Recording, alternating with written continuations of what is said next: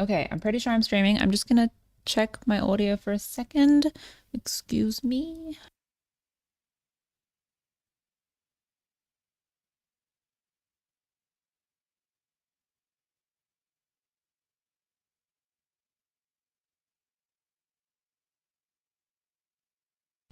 Okay, I'm back, and I'm pretty sure this is working. Hello, everyone.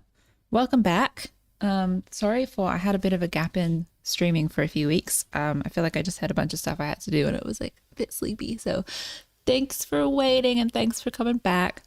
Um, I also every time I stream, I'm like, I'm gonna get up early and I'm gonna be on time and I'm gonna test all the equipment half an hour in advance, and then it doesn't happen. So sorry for the 10-minute delay as well. But thank you so much for being here.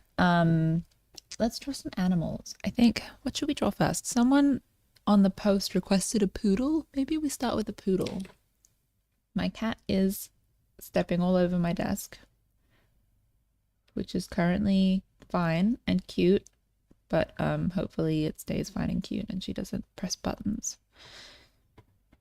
Inky, what are you doing? She's walking across me to get to the other side. Thank you, Inky. Off you go. How is everyone?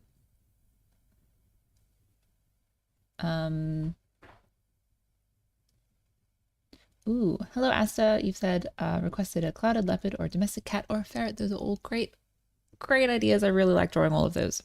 They're really like you can get really fun shapes out of them, so that's exciting.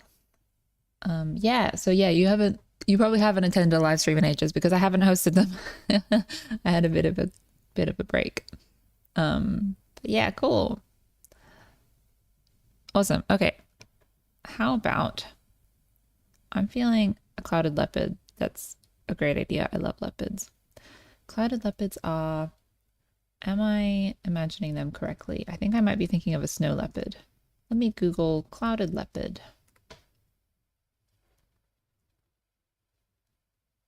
Oh, pretty. They are not a snow leopard.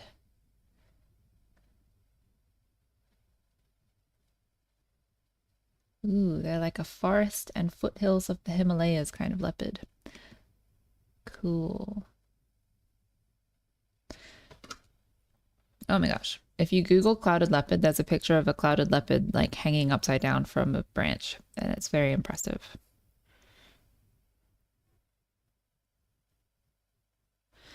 I'm just looking for some reference.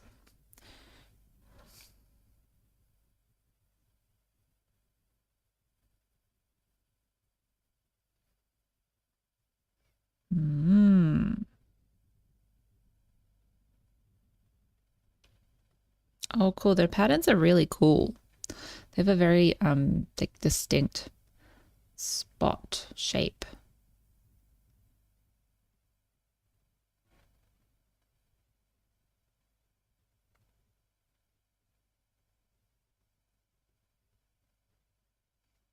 Okay, I'm just looking around for some pictures, just trying to get an idea of what sort of pose I might like to draw.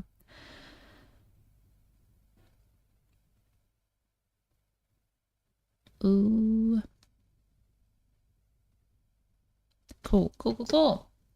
Let's draw a clouded leopard. I think today we're not going to do any timer or anything. I'm just going to try and draw a nice drawing, and we'll see how long that takes. The spots are called rosettes. That's cool. Yeah, they're so interesting. Like, there's all this, like, it looks like the spots have been outlined and then kind of colored in with watercolor or something. What an interesting pattern.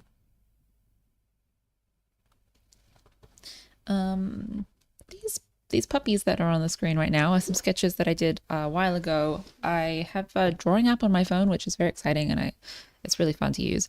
And so I drew these on my phone. So they're scribbly, fun little puppy dogs. So cute. I like the one on the left. I like that long nose. But I like them all. Okay, goodbye, dogs. Thank you for holding down the fort. Strategically, I have set my canvas shape to Instagram dimensions. Have I though? Let me just check that. Because they changed the Instagram dimensions.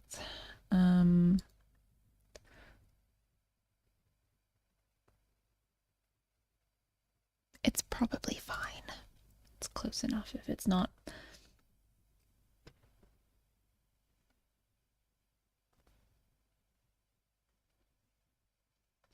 Okay, let's start drawing this clouded leopard, and remember the first pass or two of the sketch are not the best, but we persevere. I'm drawing in purple. Why not? Let's sketch in purple, and then maybe I'll use a black outline to go over it or something. I'm just going to shuffle around some things on my desk. Sorry for if there's any weird sounds. Moving my microphone. Cool. So one of my favorite things about cats is that they are sort of flowy. You can kind of make flowy shapes out of them. So I'm going to try and do that with this leopard.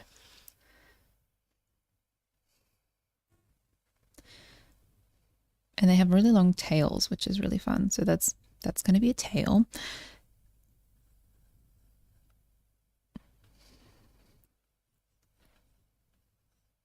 And this is like the body, and then we're doing like a little stretch. And this is the face. I'm gonna need just a touch more room.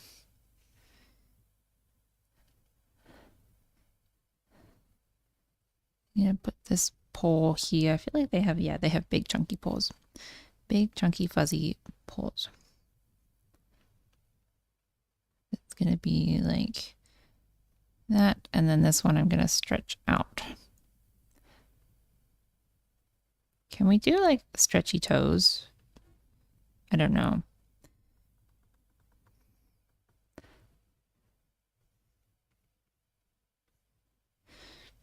Okay, and now thinking that this leg has to join to these shoulders, so these shoulders are looking very low.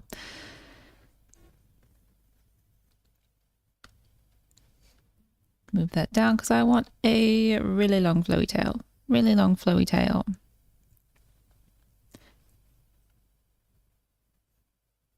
Fire and Pizza Creations, thank you so much. Welcome to the stream. We're drawing a clouded leopard. And now this back leg. Now we're in this pose that makes this back leg a little bit tricky. Let's see what we can do. So we kind of bunched up the tummy.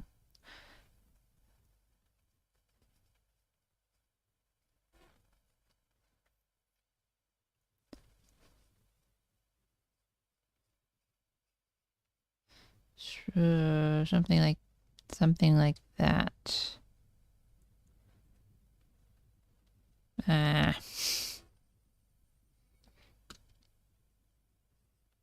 Let's just do that for now. Okay. I like to make the head a little bit bigger. And big eyes, because I like drawing like cartoons. Cartoons have big eyes. I suppose not all the time, but I really like big eyes. Especially on a cat. Have you seen cats when they like look at you and their eyes, like their pupils are really big, and it's like you have something in your mind, what's going on? It's very alarming.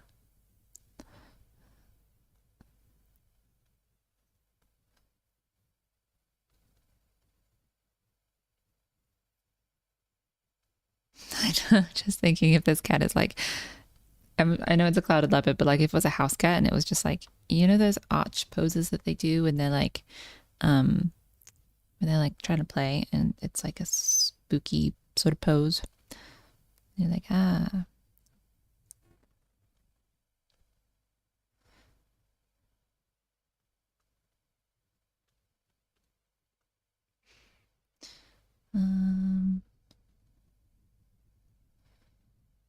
What is the expression we're going for?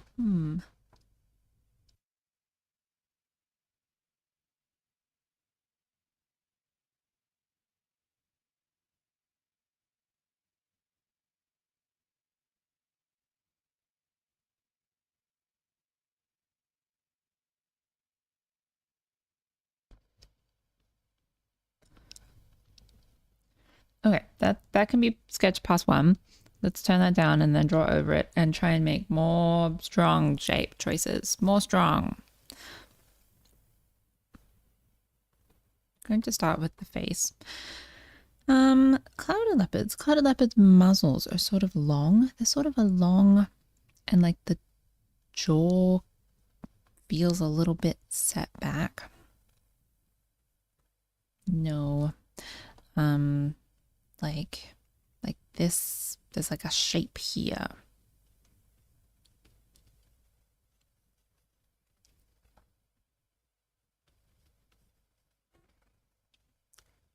And then there's like a nose, and I want to squash the nose just for style choice reasons. Squashy nose.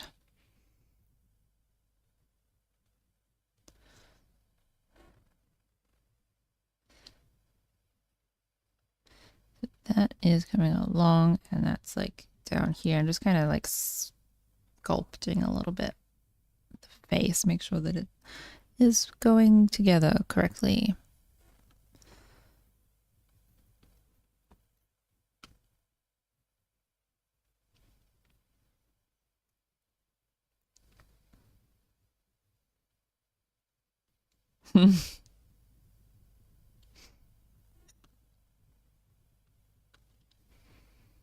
I love doing eyebrows on animals. Like I know they don't really have eyebrows, but for character, I think an eyebrow is the way to go. And I always try and have one a little bit higher than the other one. Just so that it's more interesting. So I'm gonna lower this one, I think. Lower that down.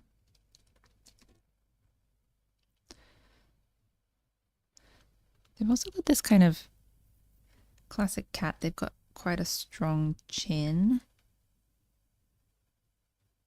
Maybe we'll do like a surprised mouth. Like, ooh, what's that in front of me?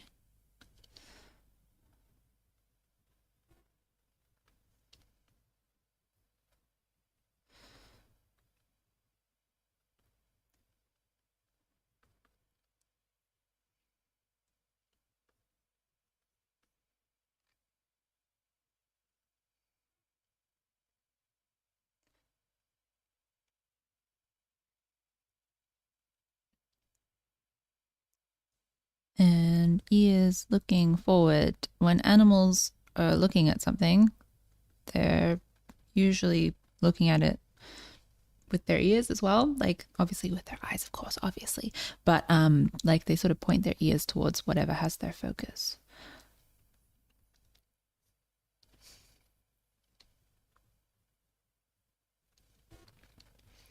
Let's do let me just see if I can't move this one back a little bit. That feels nicer, I think. Pop that down there. Okay, now I'm just gonna flip the view on Clip Studio. You know what I should do? Actually, I should save this. Let's save the file.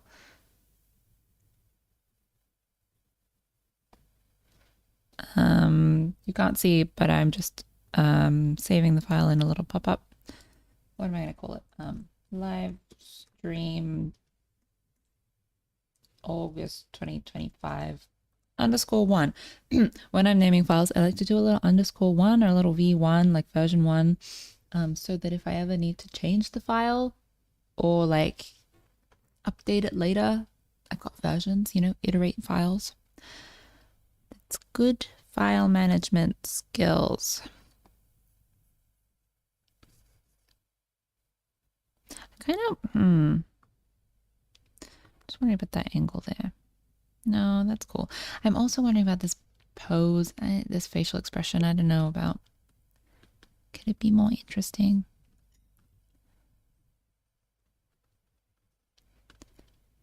I think we're doing a very chill stream today. Like I might just spend a bit of time on each one. I think normally I try and get through them really quickly so I can get through quite a few.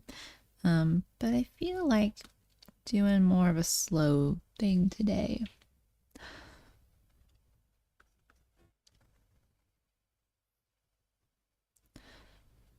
That's there, that's there, that's parallel. This should be parallel or receding really, but pretty much parallel. So this eye feels like it is a bit too high up.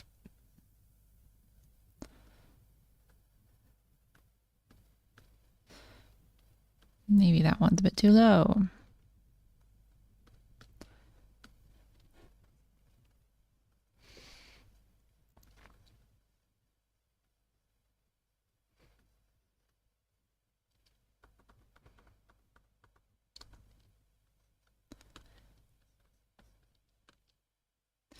Okay, how about let's draw another pass over the rest of the body and then we'll come back to the face because I think we can do more with it. Let's just lower that. New layer. Let's go like more solid legs. And let's flip the view.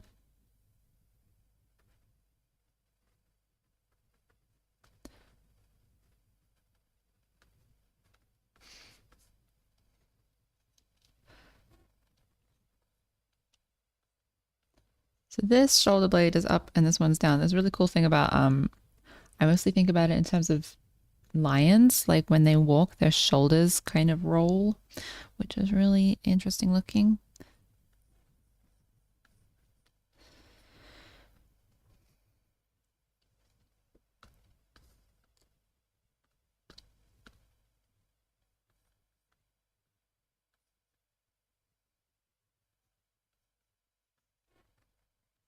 I think this leg needs to be a bit longer. How do we do that? And I'm going for like chunky. Recently, I've been really loving chunky shapes. I drew a cat and I named her Chunky Cat. She's on my Instagram. And I just keep thinking like, how do I make things more chunky? Like I love like wide shapes, thick lines, and chunky shapes.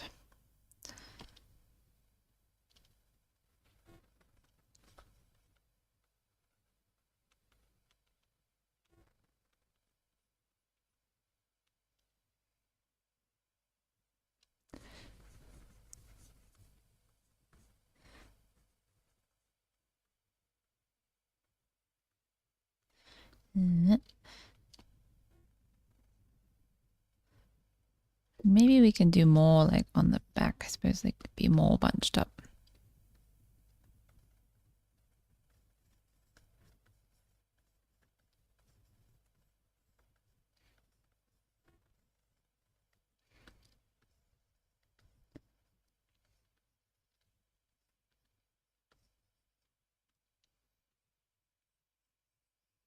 There's a shoulder here, and there's a shoulder on the near side, and then it sort of dips down a little bit between the shoulders. And the tail flows from about here, actually. And we just do a big tail, and let's go big chunky tail. I like having like feline tails a bit thicker at the end of the tail than where it meets the body.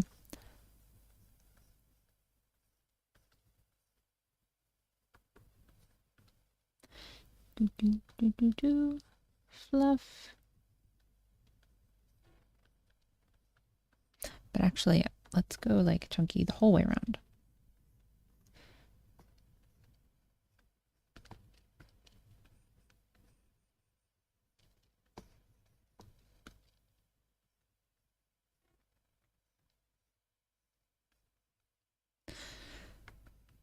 Okay, I need to move all of this down.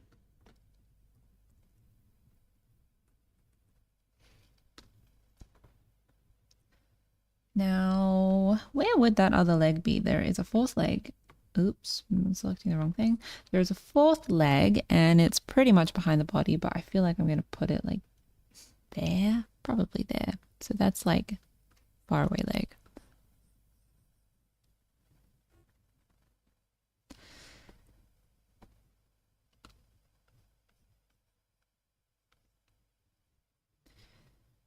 Nice. So, okay, pop these two into a group and lower that opacity, and then let's lower the original sketch opacity even more.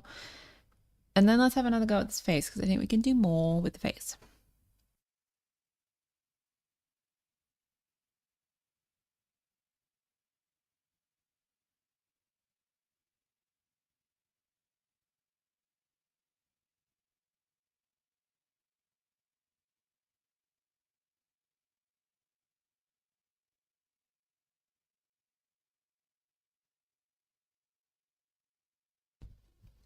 I'm going to look up. I've got like some reference of clouded leopards, but I also want to look at some reference of art that I really like. So on my Instagram, I have saved folders, and I don't think you can see these, but they're I've made saved folders on my account, and I've collected like every time I see a piece of art that I find really inspiring or I love the shape choices. So it's just something about it that I love. I save it to my one of my folders on Instagram, and so then when I'm drawing, I can look back at them and look at the shape choices and the colors and all the things that they do, and I can be inspired. I also have that on my Pinterest, which you can look at. I have a lot of different folders on my Pinterest full of really cool art that I really like. So I'm looking through my reference.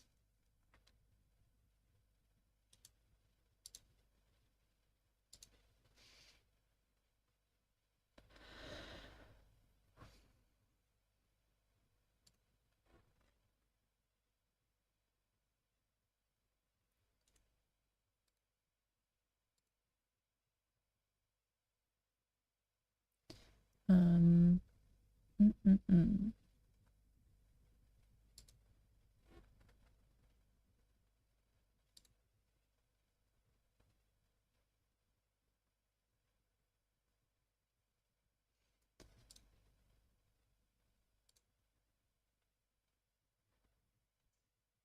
Looking at the reference. Do, do, do, do, do.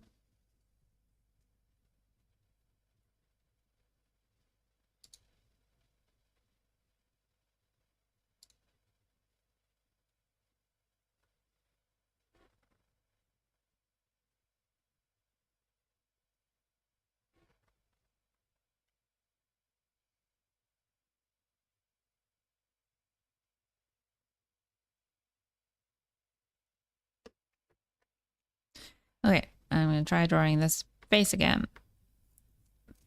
Thinking of a, more of an expression.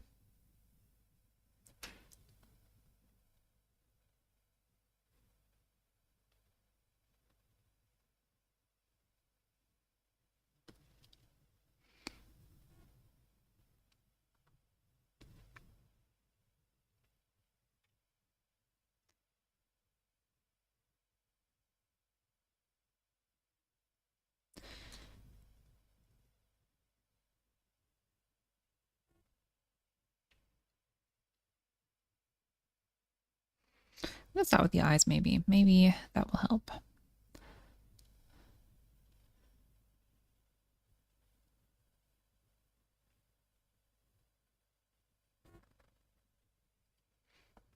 Maybe if I like make this more like it comes back rather than being so parallel.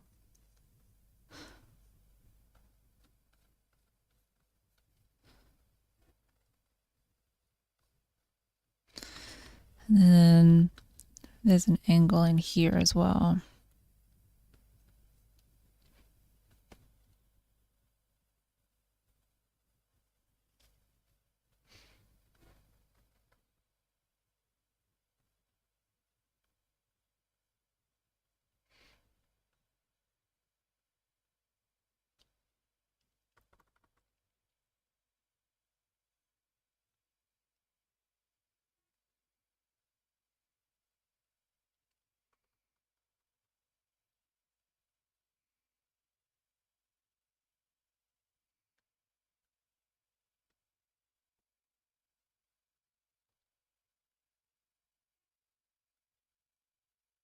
I'm really trying to go like real cartoony, like a really expressive character.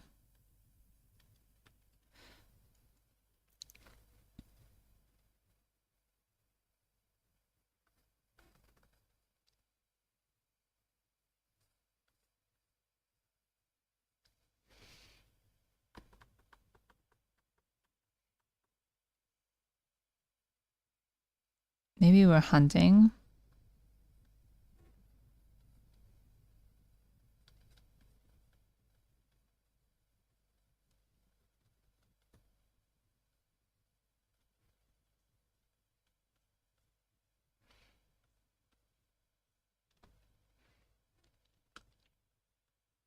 Yeah, I think that's cool. There's like an intensity about it. And that eyebrow in the right spot.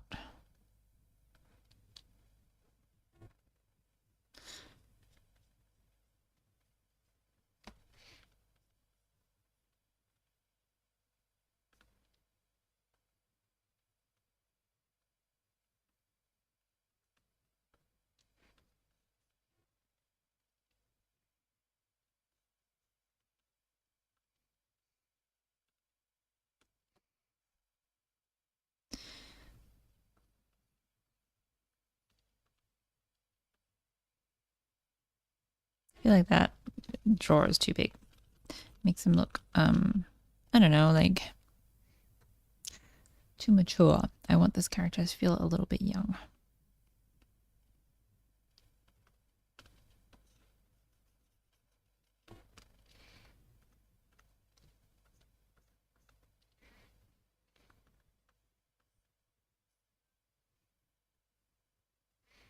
My favorite thing about drawing like wildcats is the part where you put the patterns on and it all comes together.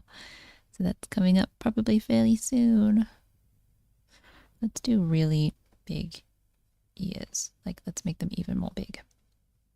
I really love like leopard ear shape. It's so fun to draw.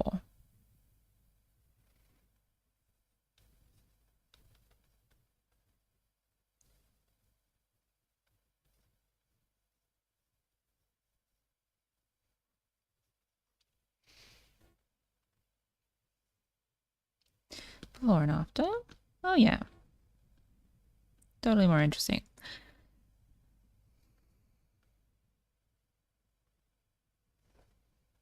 Zoom out and see it all together.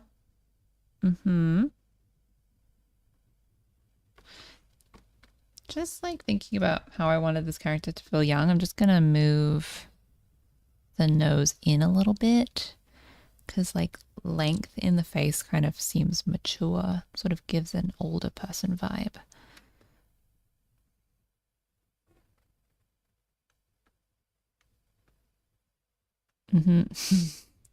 Much cuter.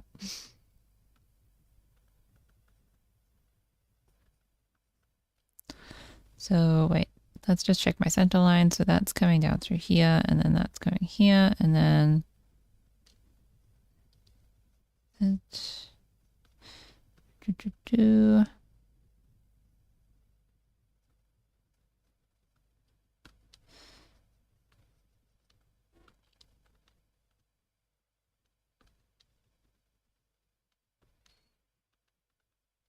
this leopard's like, oh, what is that? I'm gonna eat it. Let's do also a little bit more like, can we do a little bit more like volume here?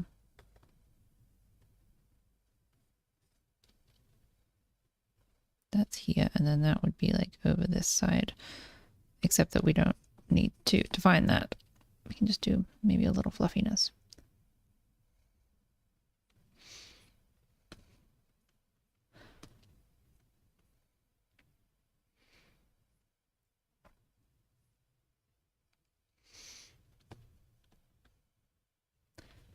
Bit more fluffy, and yeah.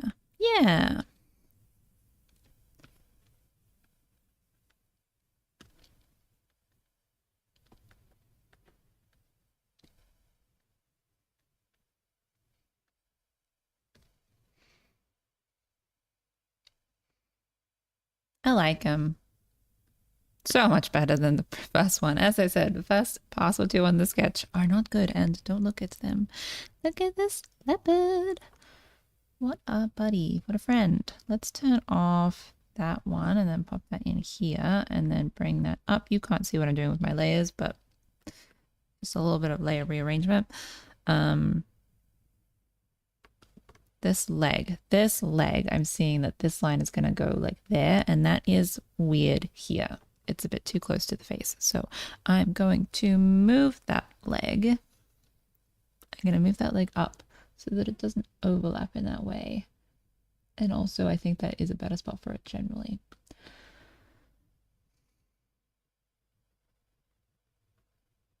Yeah, I think so.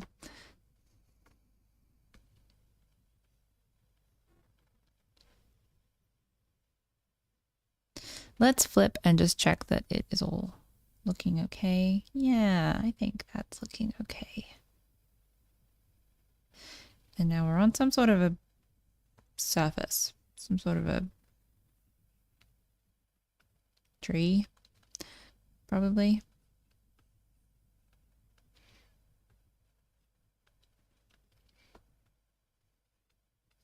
I like to do a little breaking off branches bits and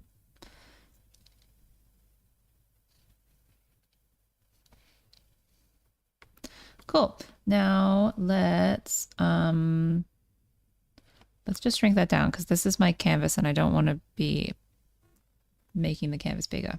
I think I would rather make the drawing a little bit smaller. It's getting a bit close to the edge there. Select. Why isn't this happening? Okay, I was in the wrong tool. Shrink that down.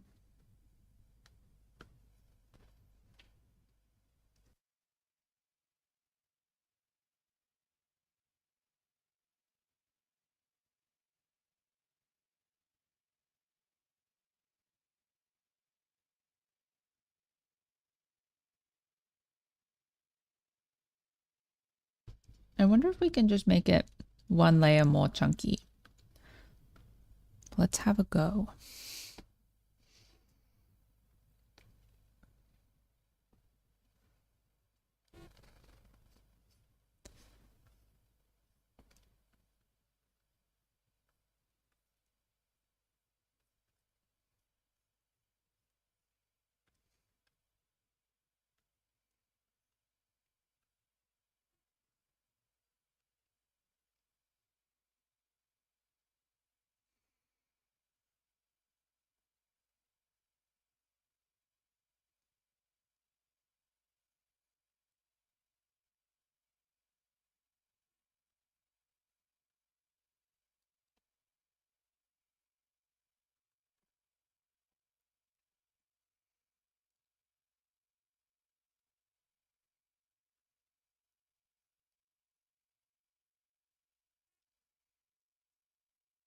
This shoulder's down, this shoulder's up.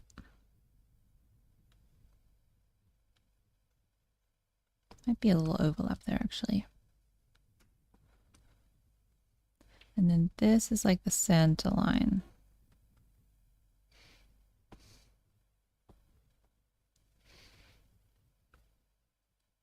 So the tail probably needs to move.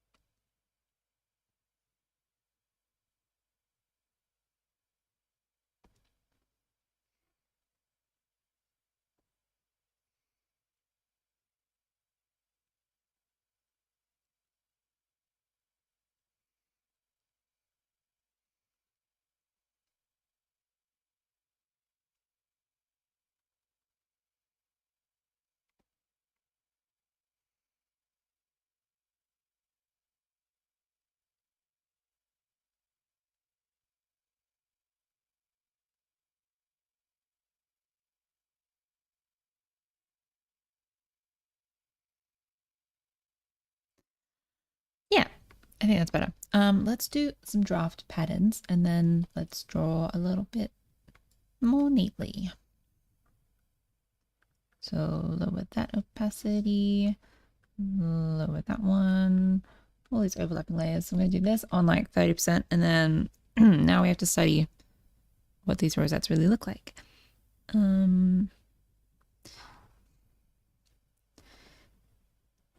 sort of like big. They're sort of thick at the back and a little bit thinner at the front. And sort of like ovally shapes.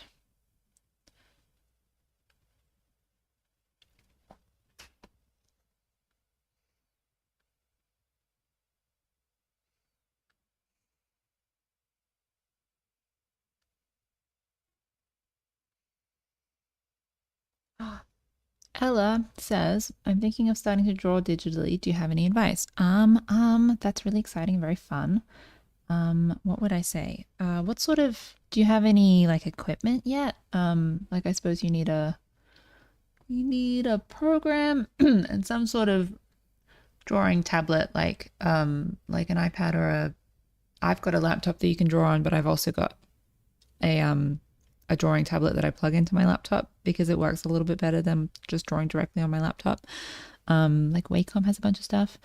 But generally for advice, I would say, I don't know. I think I would just say like just keep going. Just keep drawing. I think the more you draw, the more you'll improve and you'll figure it out, and like try to just need a second to get my thoughts in order.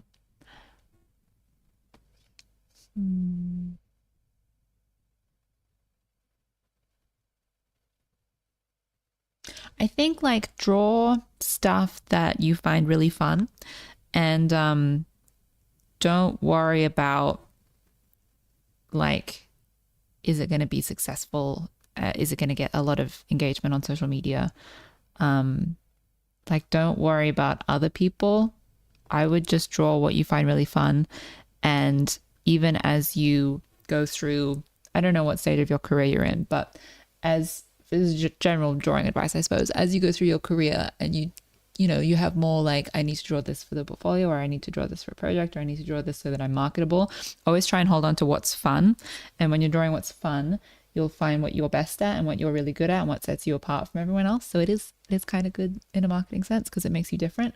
But it also just keeps you interested in the craft and keeps you learning. So yeah, that's what I would say. I think drawing digitally is, I suppose, similar to drawing in any ways. You've just got to sort of do a bunch of it.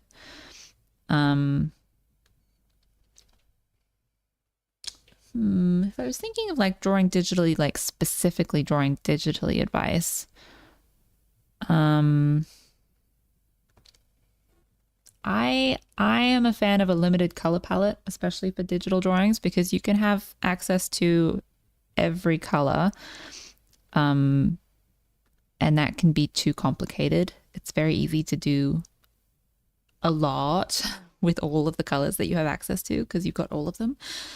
So I am really a fan of limited color palettes. So like the website Coolers, let me spell that for you. COOLERS. Pretty sure that's the one.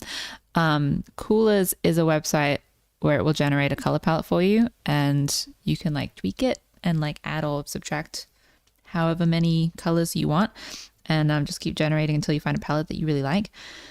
So yeah, that's probably my digital specific advice. Is one piece of digital specific advice is try limited color palettes. They're really fun. Was that helpful? I feel like I said so many things. Yeah, what sort of digital art are you looking to do? Keen to hear more.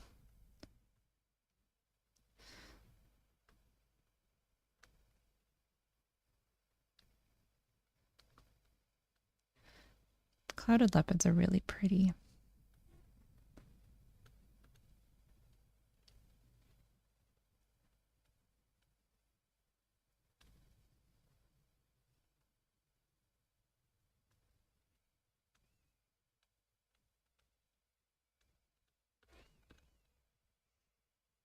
Okay. The tail. The tail does not have like the hollowness that the spots on the body has. Except for some of them.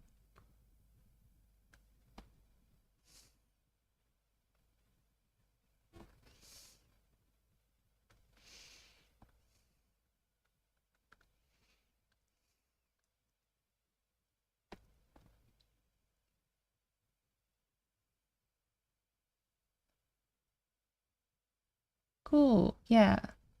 You're doing it. You're going to use a graphics tablet. Nice. Good stuff. It's good to have like a like I really like, yeah, drawing tablets that you can plug into a different device. I really enjoy them. But that being said, I've never actually had like an Apple tablet. But I know that a lot of people use them for like professional careers. They draw in Procreate and it seems like it's really cool, but I've never tried it.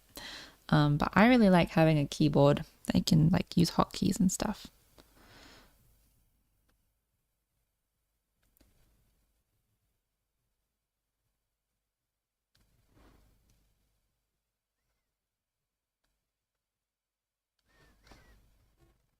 I think I've made this tail way longer than, than most clouded leopard's tails. So I'm getting to this point and I'm like, what happens now? Nothing. The tail stops way before this point. Oh, except for that one. No, they do have really long tails. It's fine.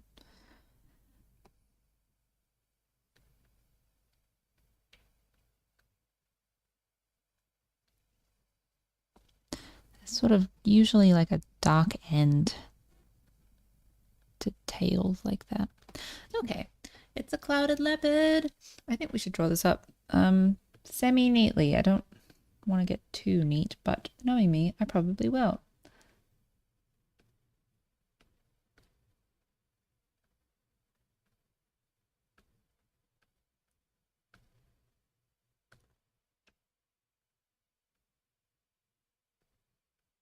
Okay, so layer organization. Take all the layers I've drawn so far and just put them in one folder and label it sketch and save the file. 20 € tablet, that's awesome. That's a really good price.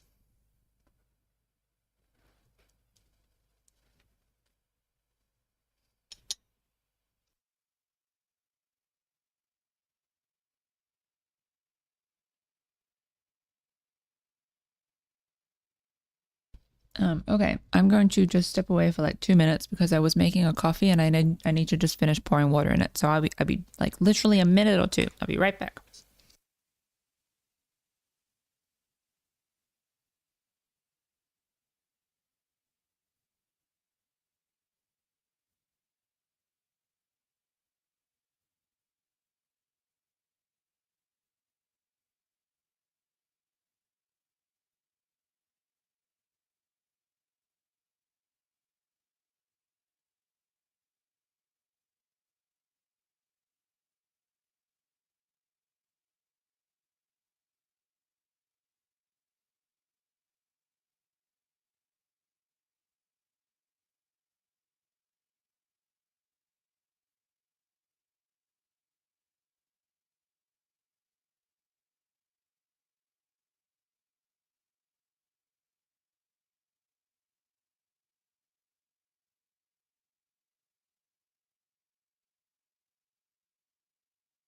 Okay, I'm back. The coffee needs more time. It needed some water, but now it has to drip. It's a whole dripping thing, but it will be nice. What is on this layer? Ooh, that one. What's on this layer? That puppy thing from before. That can go in there. Okie dokie.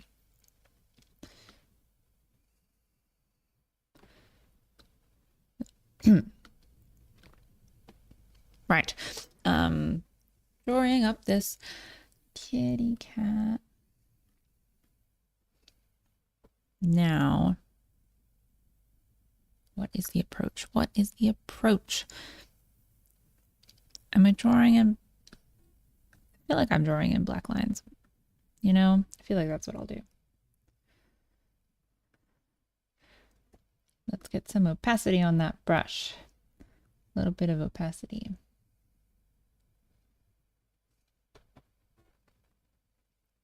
I don't think you can see any of my pop-up windows that I get sometimes, like when I'm picking a color or when I'm adjusting brush settings. Oh well.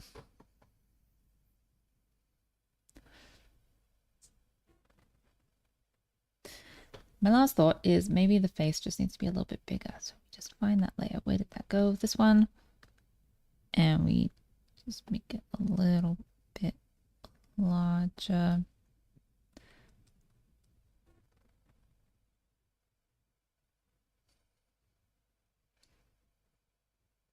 Really big? No, too big. Cute though. Let's go there. Oh, I didn't do the draft patterns on the face. That's worth doing.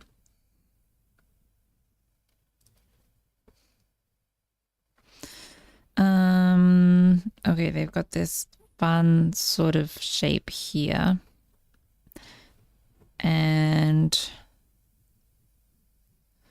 because we've got these eyebrows, I'm like gonna shuffle around some of these face markings. So that's gonna go up here.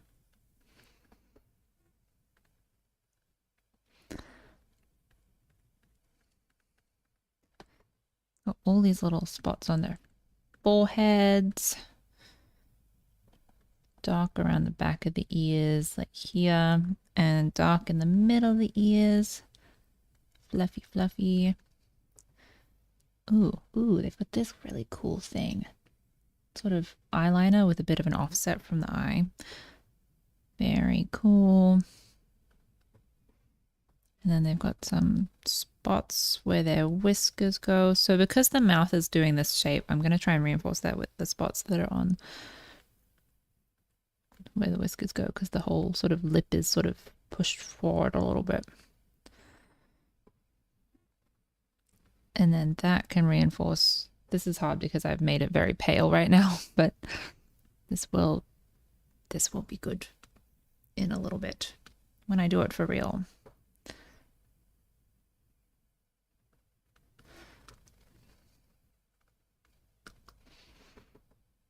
And just generally, like, they've got dark sort of eye lines.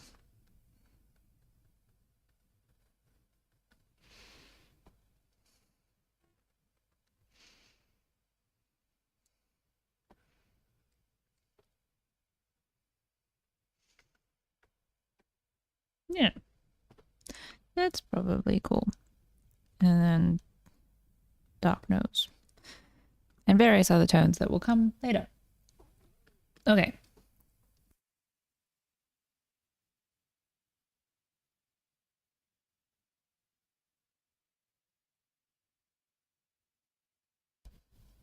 I'm going to start with the eyes because they are so important.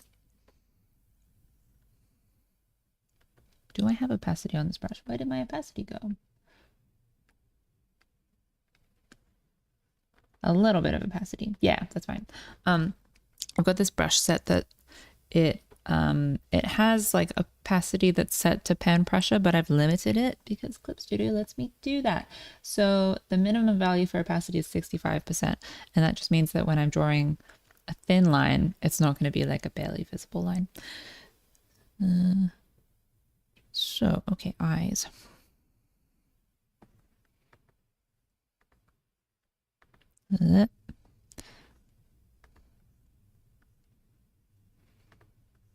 Trying to not do this too neatly, I say, as I redraw all of the lines until they're exactly what I want.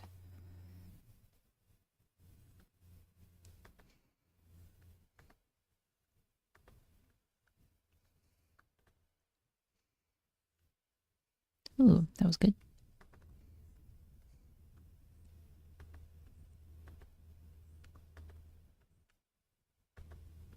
Does anyone want to talk about K-pop Demon Hunters? Because I have the songs in my head. And they're really catchy. I have... Is it called Your Idol? I think that's the song that is stuck in my head right now. It's my favorite song from the movie. It's very good.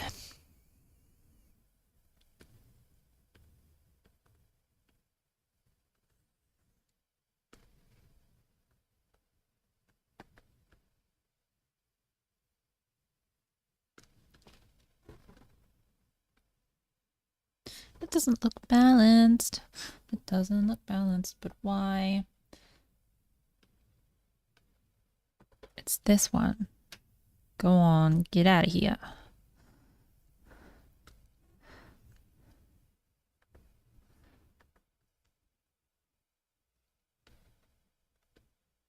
Okay, now it needs to be a bit thicker as well.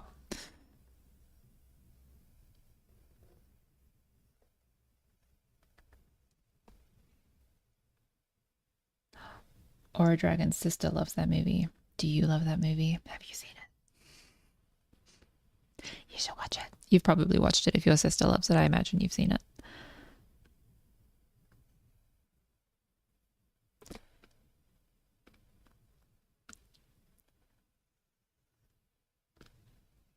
I really like how they do very strong facial expressions in that movie. It's so fun and so very cool.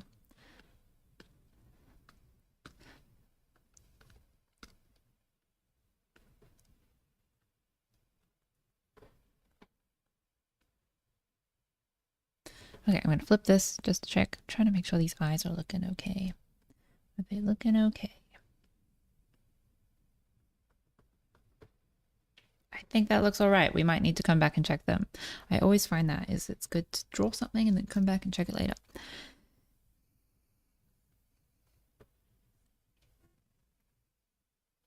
Is there any way? So we got this line because obviously there's a ridge here. There's a ridge here that means that line would be visible. There's not so much of a ridge when it's on the near side. So I'm wondering about toning that down somehow.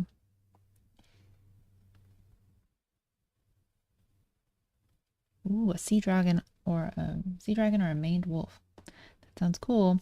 I will keep them in mind. When you say sea dragon, is that like ooh, a sea dragon like a seahorse but a sea dragon? I was imagining like a dragon of the sea. But I think I know what you mean, like the actual animal. Yep. Yeah, they're really cool. Like a leafy sea dragon. Those ones. Is that what you're thinking of? That's what I think you're thinking of.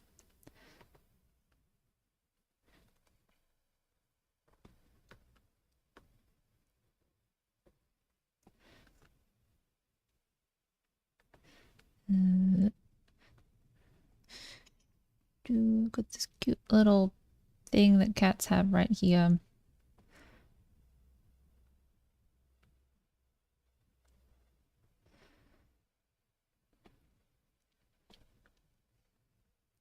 This is a sketch, not overthinking it. It's not. It's more of a drawing.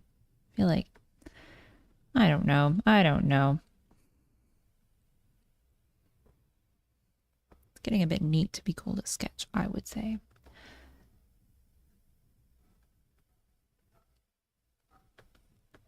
Fluffy. So this part is this part here. Oop.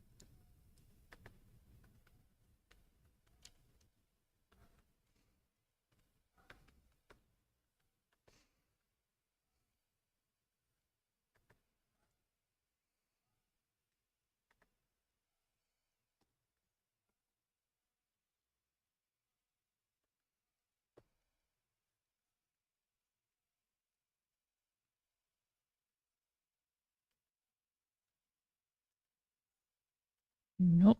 Here we go. And here we go. Nope, that was too thin. Looking. Checking. I'm not mad about it. I think that line is okay. Let me go over here a little bit. Okay, we're going to do patterns at the end because that goes on a separate layer to these outlines. So doing this. I feel like actually this ear I wanted to. Is that anything? Is that? Yeah, that's probably okay. Oh, come on.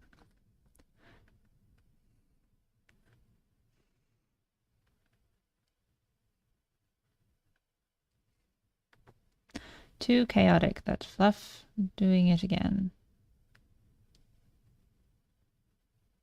Nope, I don't like it at the top. Here we go.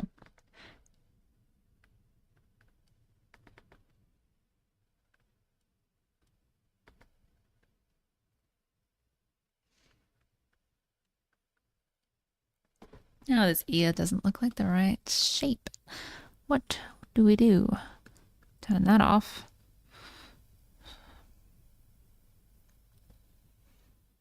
Looking at reference.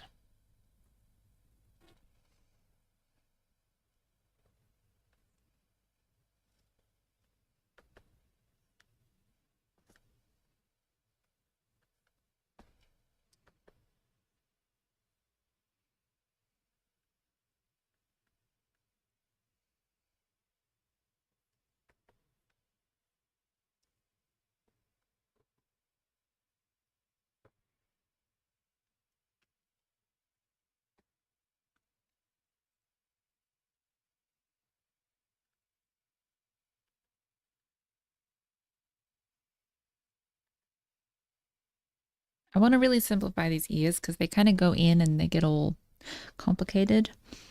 So I'm trying to like make them just real fluffy.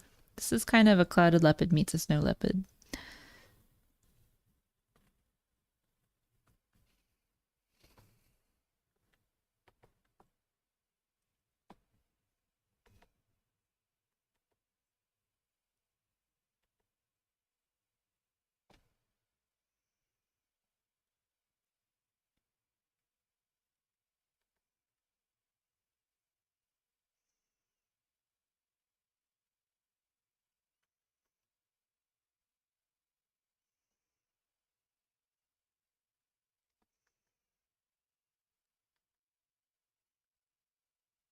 Remember, I like to sort of try different things going on in the brows. No, it makes them look too angry. Turn that off. Okay, save the file. Don't forget to save the file.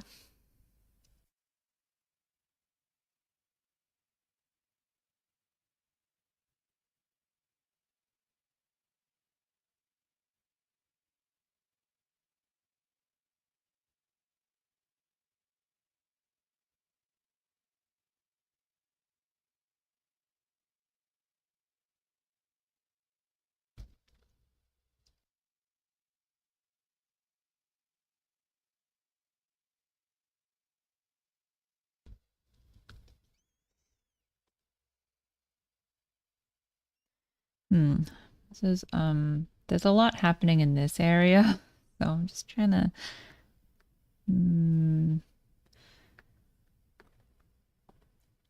make that readable. Maybe it's just things are very close to other things. I don't. That might be okay. I think we can get away with that.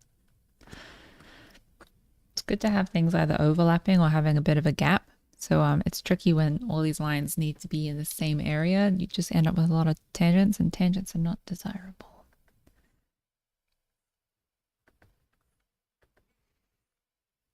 Ooh, that one was really good. I went straight from one line into another line. Let's go fluffy.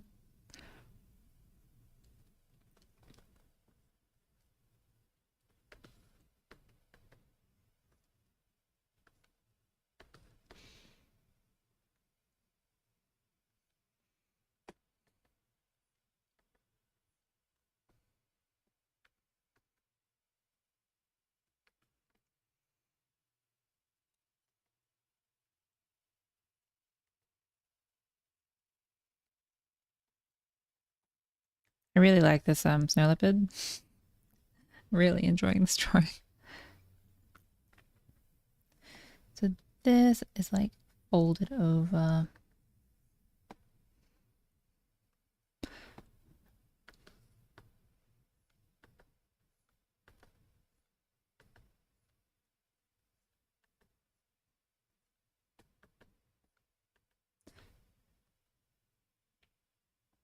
Very cute. I have strategically left the paws. Let's do them now.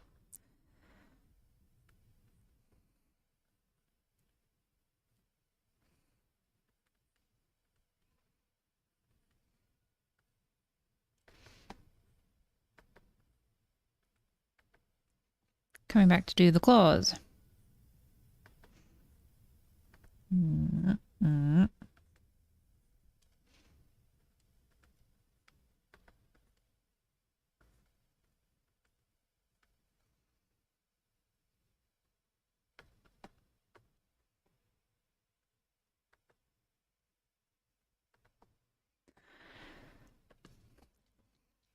Do not snow leopards, clouded leopards, do they have retractable claws? It looks like they do. It looks like they do. Well, I'm gonna pop them out anyway, just so they're sharp and he's like ready to play with what he's about to eat.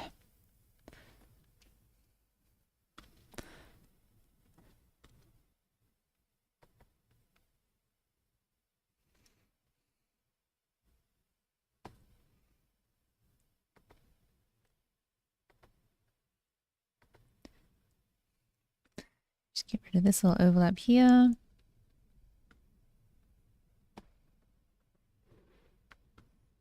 Ah, sharp toes.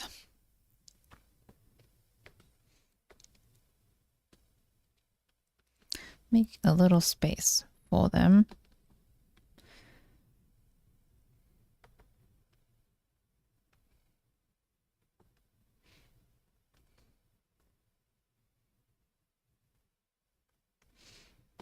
And then that was a line. This is like a line from the form of the leg.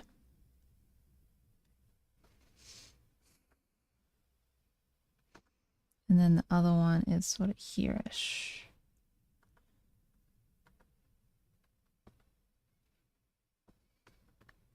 And I'm just gonna rotate that a little bit.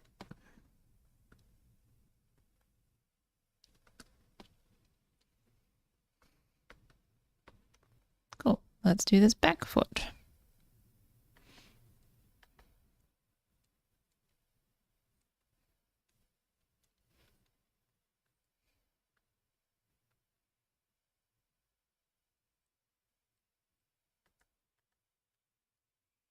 That's really close to this leg. No.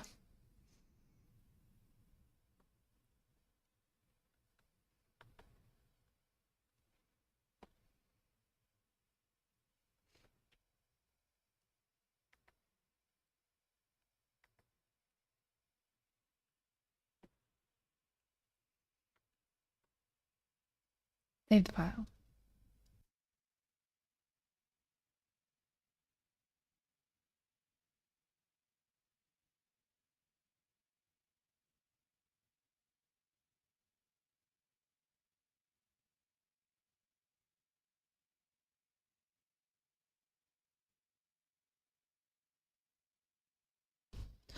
The tail. This has all been on one layer. Now let's do another layer for the tail, because sometimes the tail just needs to like move around a little bit. It's sometimes easier if it's separated. Okay, how do I draw? How do I draw this big long curve here? That was close. Nope. Pretty close.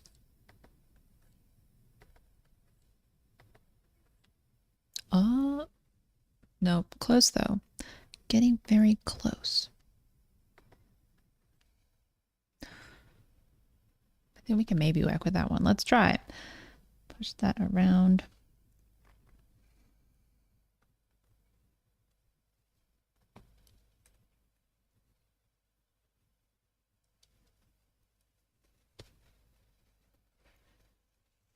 Hello! I've just looked at the chat. Sorry, it's been a minute. I didn't look. Hello. Yes. Snowy, hi. Thank you for stopping by.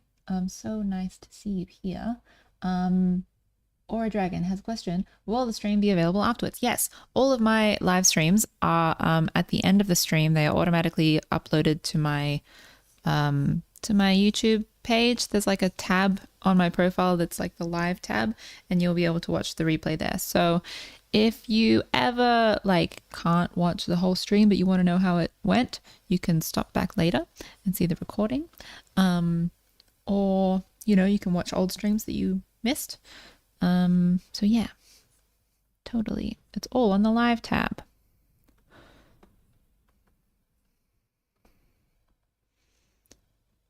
There's an angle here. There's an angle here, and I don't like it. I'm going to redraw this line. I know, I know.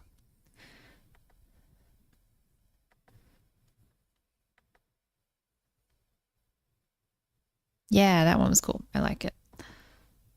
Push that in a little bit.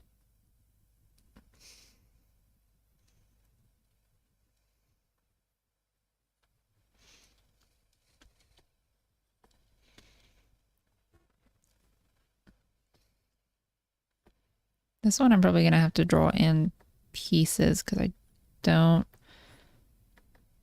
know if I can draw the whole way around. And also, I just was not at all looking at this section. Do that again.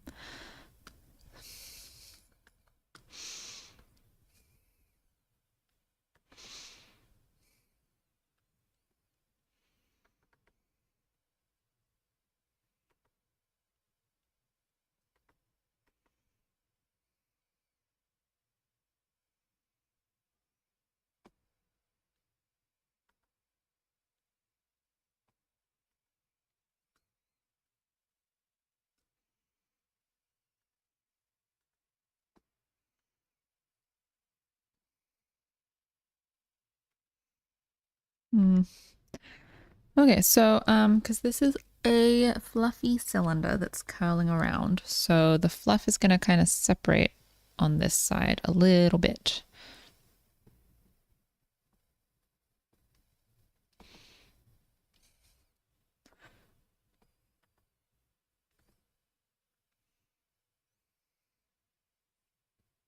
And then we just join them up.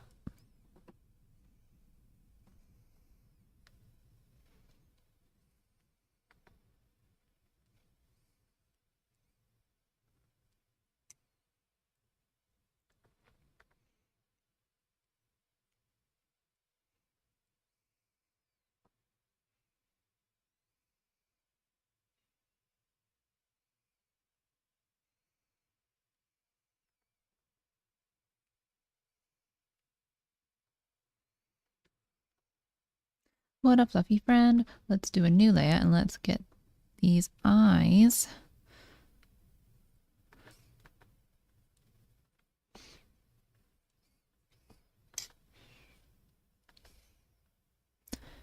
And this one needs to be rotated.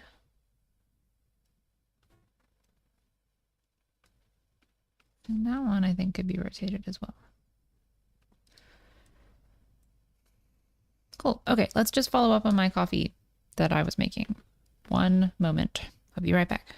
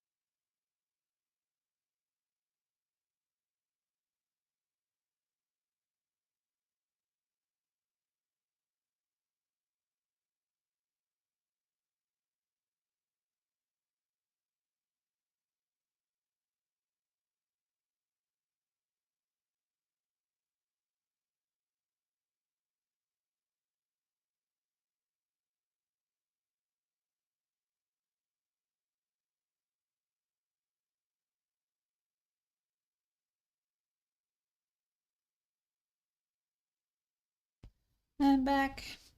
And I have coffee. Hooray. Yum, yum, yum, yum, yum.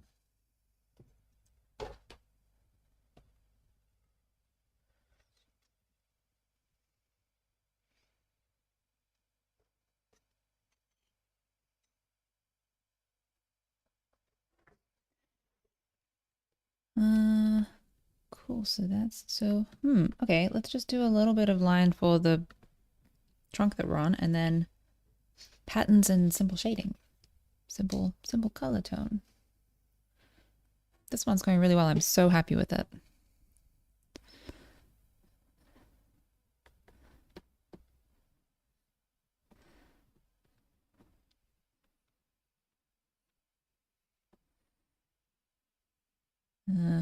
Let me think about this for a second. This should actually be here if we're on, this whole foot should be on there, which means this should be a bit higher up. Following that line along, it should probably be here.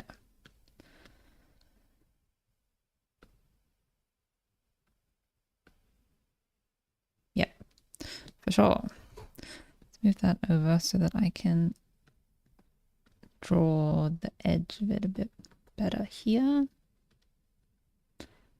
Just draw in a little bit and then erase that so there's a clear overlap. That one I don't mind so much. Do tree texture.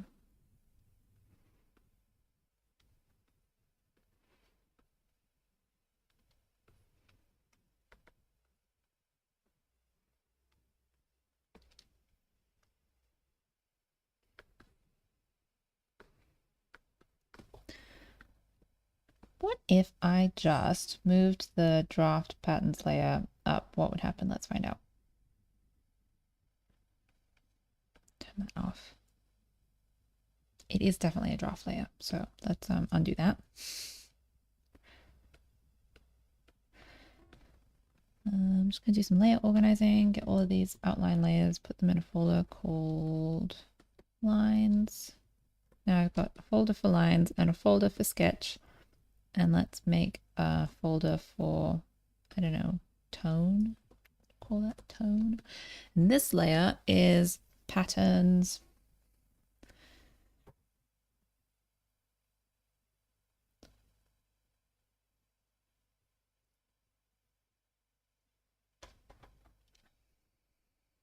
And now I'm just going to go over these, but slightly nicer.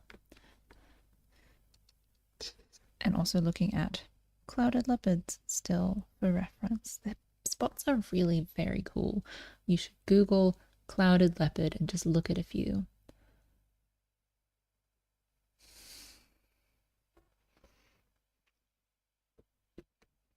Let's do the face first.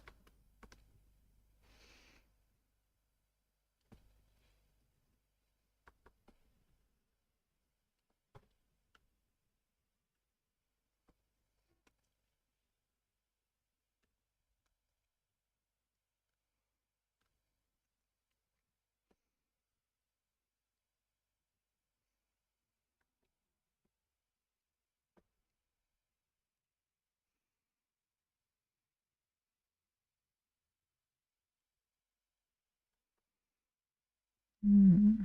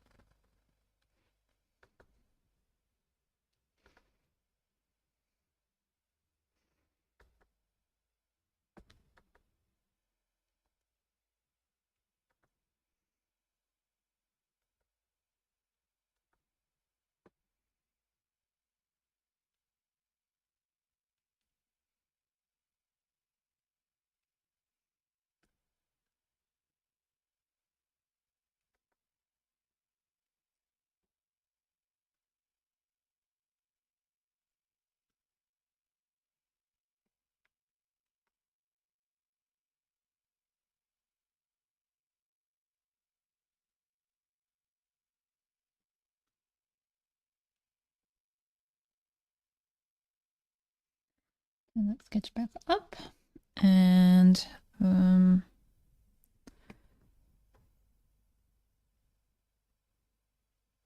thinking about the lines that go under the eyes.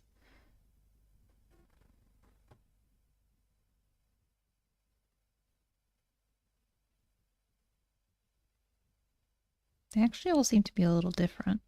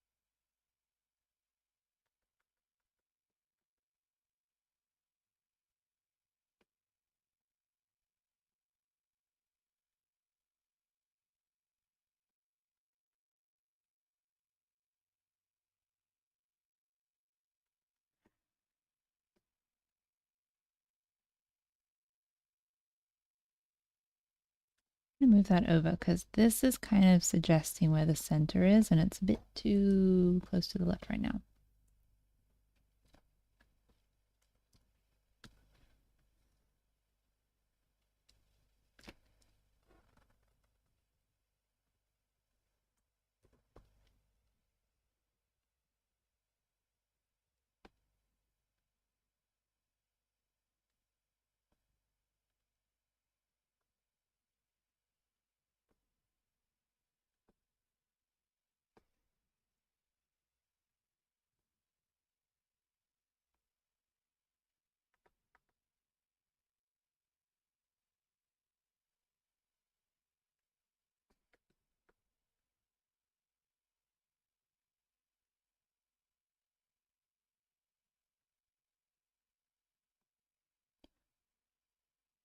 Ooh.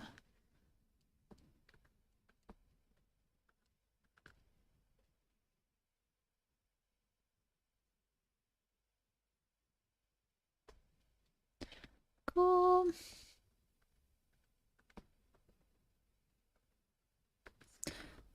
Let's get the eyes. Oh, should the eyes be... Maybe the eyes should be properly black. Let's do that.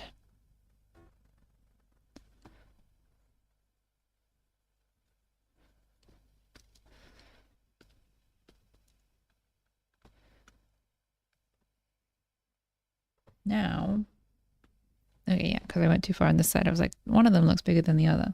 Because I went too far on this side. Still looks a little bit bigger than the other. Let's do, turn that off. The sort of thing that when you color it in, you start realizing things. That one a little bit bigger. Bring that back and fill that in. Nope, fill that in, not erase that. Yeah, that looks cool, I believe.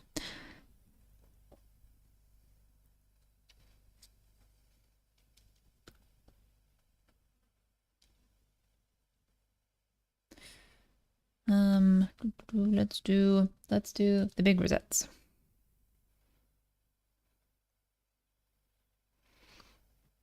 Okay, I'm gonna try and make these like fit together a bit more, like giraffe patches, or you could say clouded leopard patches.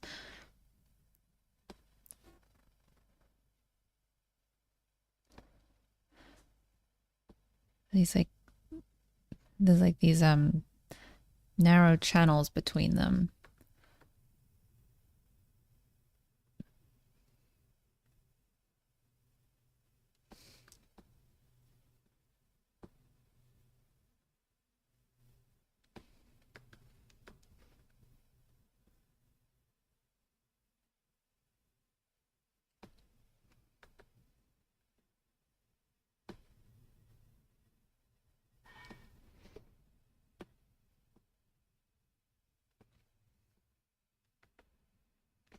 And there's sort of it's hard to tell, but it seems to me that there's like a bit of a line or a gap down the center, down the spine, but it is difficult to see their spines in when you Google clouded leopard, then none of them are really showing their backs.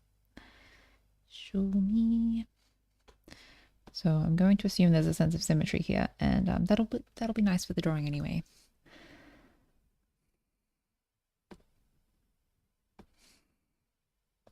Not an exact symmetry, but an approximate symmetry, and that makes me think this one I want. Ooh, actually, no, let's just do another thin one in here.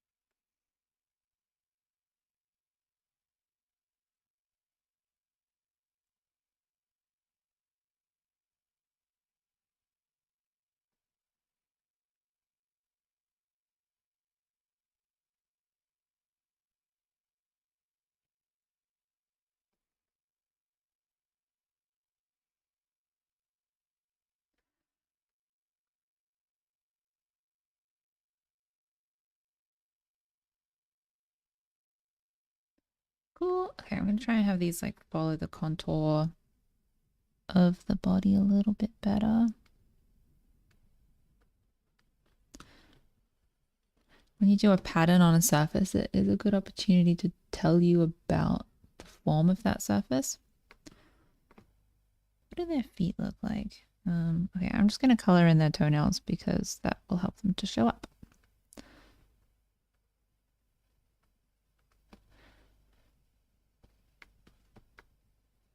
No, regret. I'm going to, instead, I'm going to darken around the bottom of the feet and leave the toenails clear. So I'll erase these in a second. Let's try this.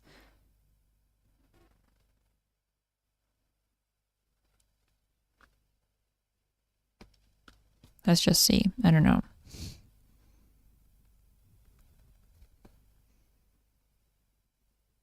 Maybe if I do the whole thing.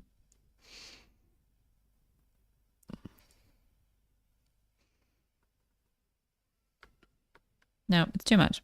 Never mind.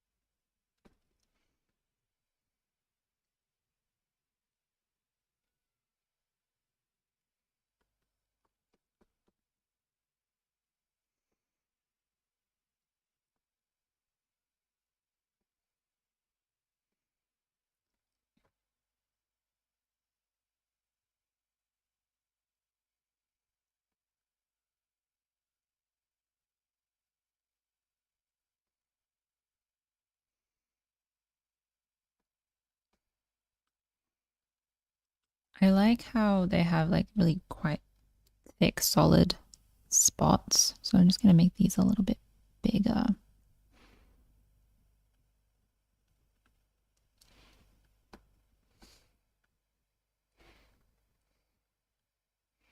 And then they sort of break apart a little bit towards the feet.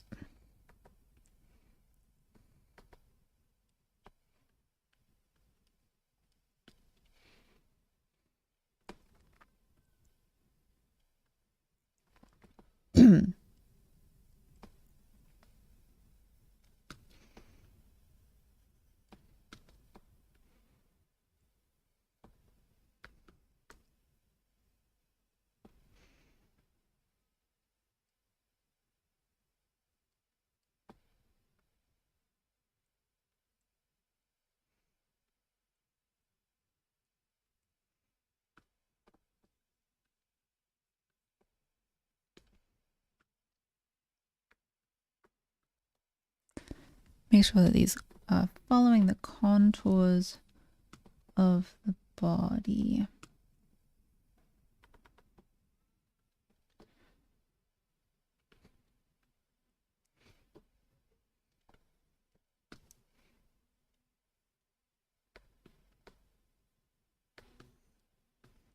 Cool. And I might just thicken up some of these as well.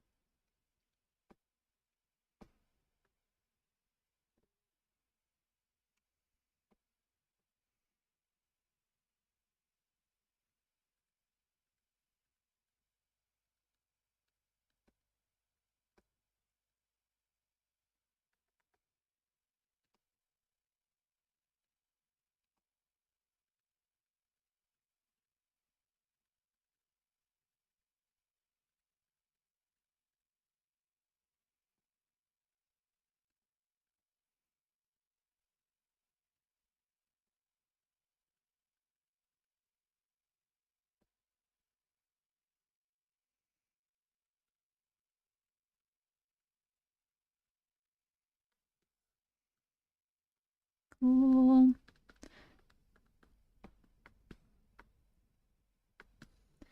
Nice, let's do the tail. So the tail doesn't have that like gradient thing so much going on.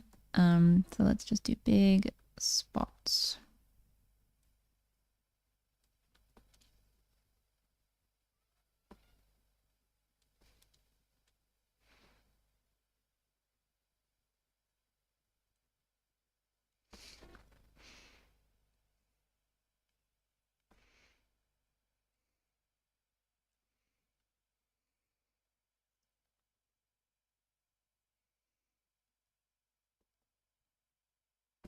Trying to make this like this is curving around. So trying to draw over the surface of a cylinder.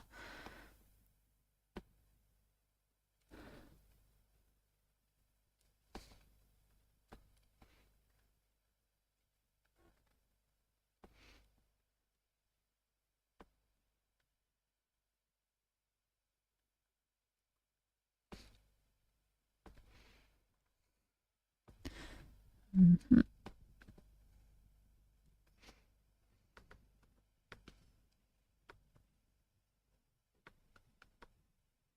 I want some of these to be bigger, so I'm just going to I'm going to undo. Let's just get rid of everything I've done on the tail. I think for the contrast, it would be fun if some of these were even bigger. So a little bit going off my sketch. Let's also get a bigger brush.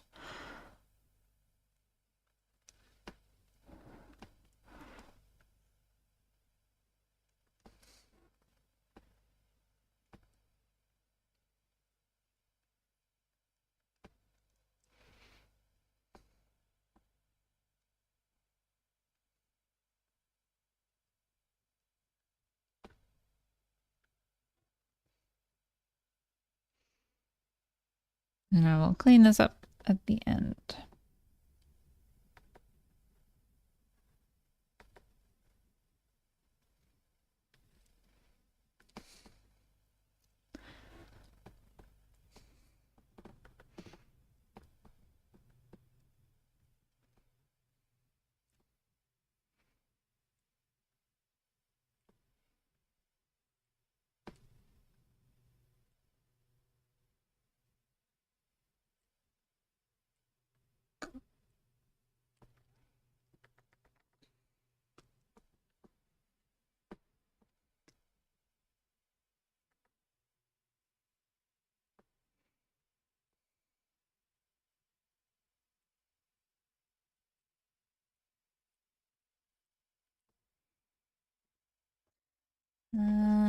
This needs to, so the center line, keeping track of the center line I think is important for this as well. So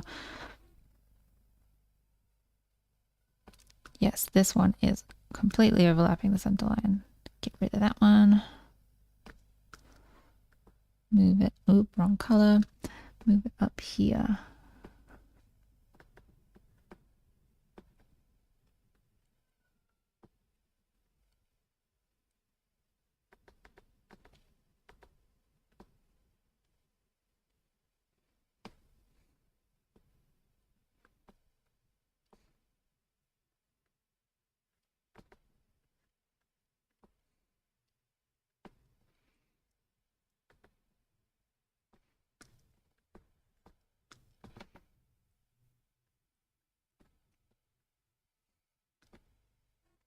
Is anyone else drawing?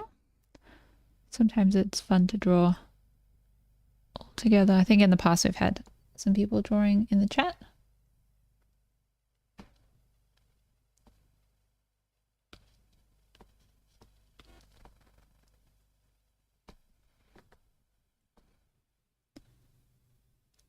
Cool, I think that's looking pretty good. I'm just going to thicken these up a little bit now.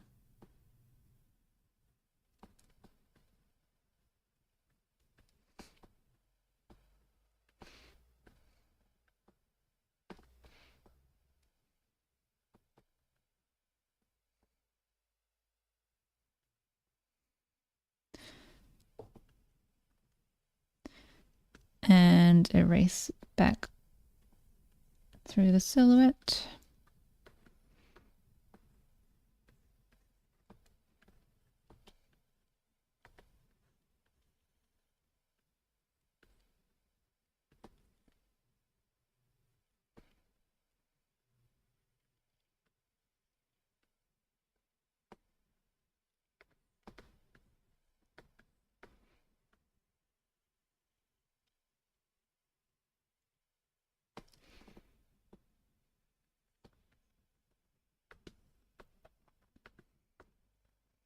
So cute.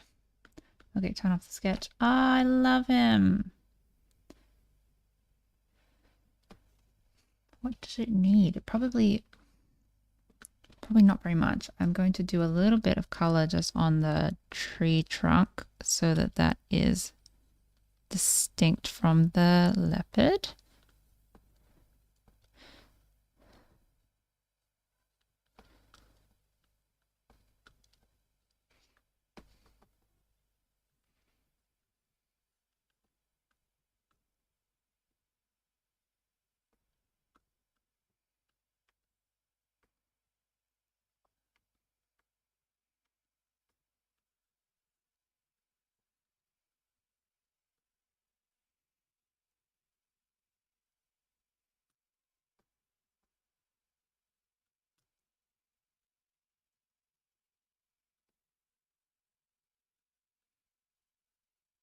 I'm going to erase all of this from the snow leopard very soon. Hello. Thank you for stopping into the live stream. I'm just finishing up this snow leopard. Let me see what time it is. Oh, yeah, we could probably draw another one after the snow leopard. So we've had a few suggestions, but any last minute suggestions that might sort of sway the decision?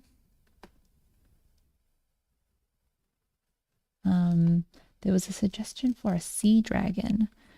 I'm curious to know how I would handle a sea dragon. I think they're a very unique shape.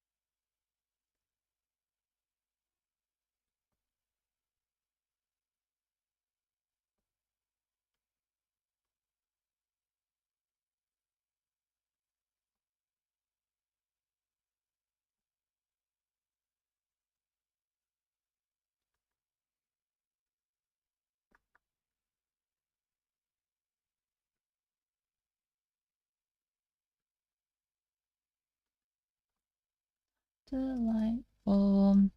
Put that down there.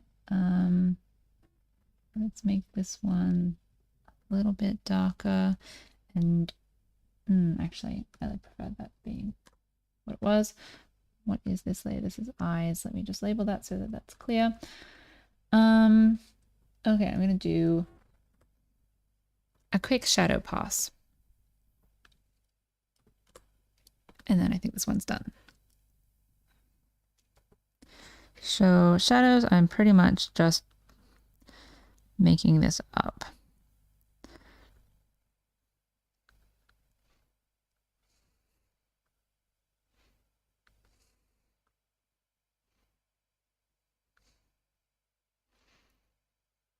Just like a bit of shadow where we contact the ground. And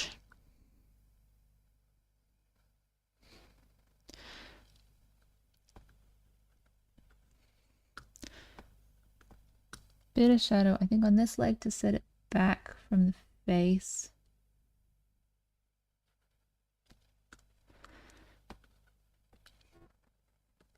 Should probably zoom in and check on that, which I can do that soon. I'm going to shadow in here.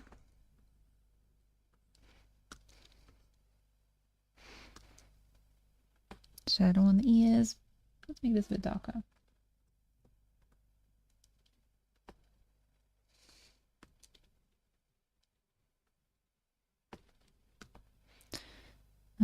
Shadow on maybe here, maybe? I don't know. Maybe here. Where did my center line go?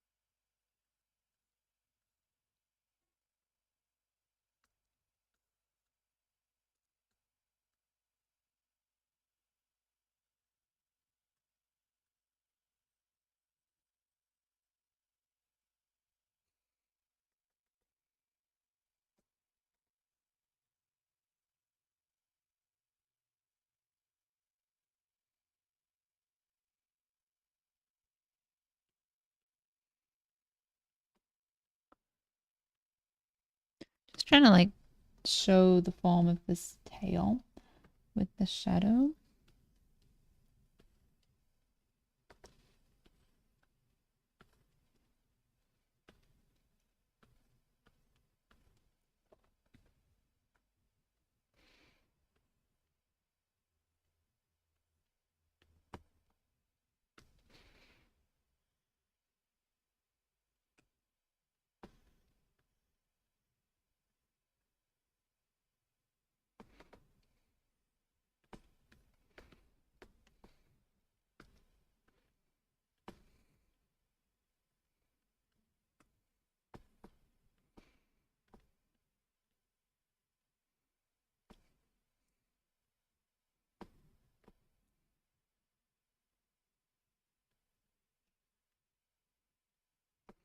It's getting confusing because the rosettes are not distinct enough. So back up to a higher rosette darkness.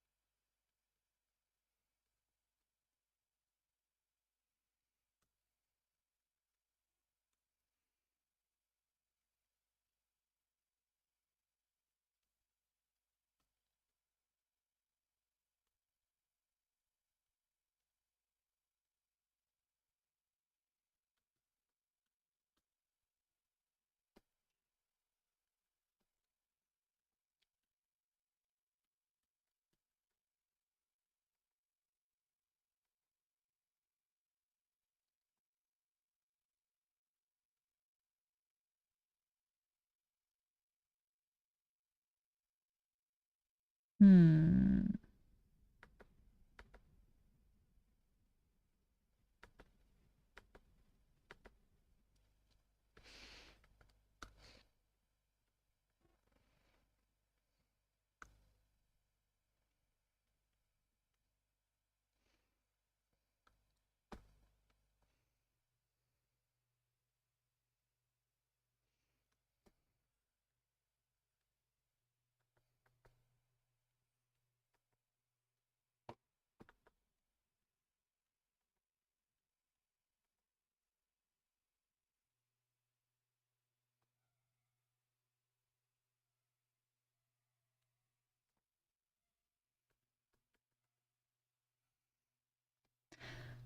These last little finishing touches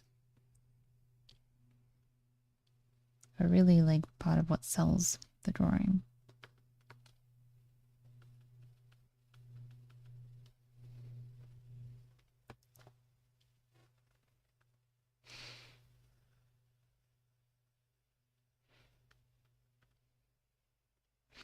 That feels a bit too much.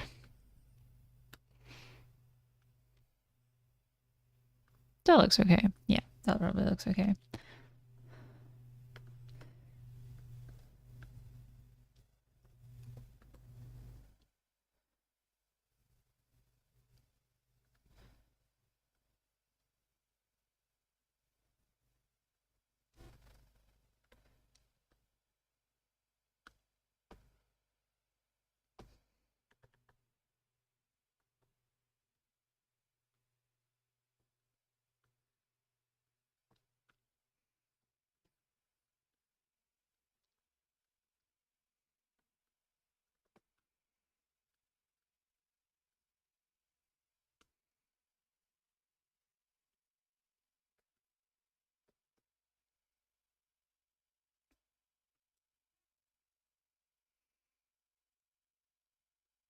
Oh, it's just auto-saving.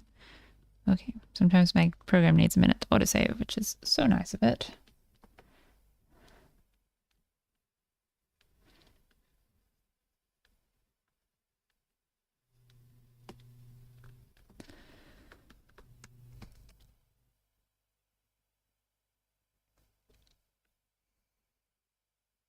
I think actually, let's not do the tree tone and let's just do a little tone on the cat. So the quickest way to do this is I'm going to turn off the tree lines and I'm going to turn off the shading and I'm going to magic wand tool select everything that's not the cat. Please work. Oh, that's pretty good. And now we inverse and now we just fill and see what happens. Okay, we got most of it.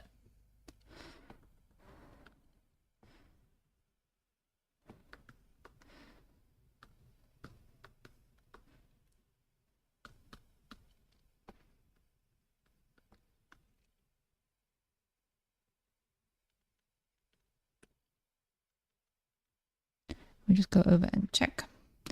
This is all these little bits that didn't quite pick up.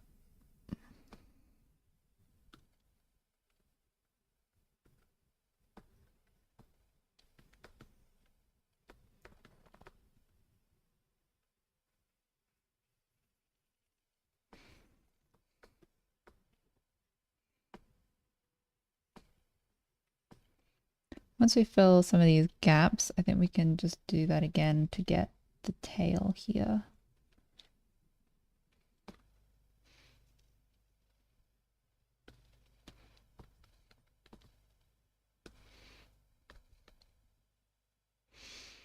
So selecting the outside and inverting, and now I can just paint over the bits that were missed.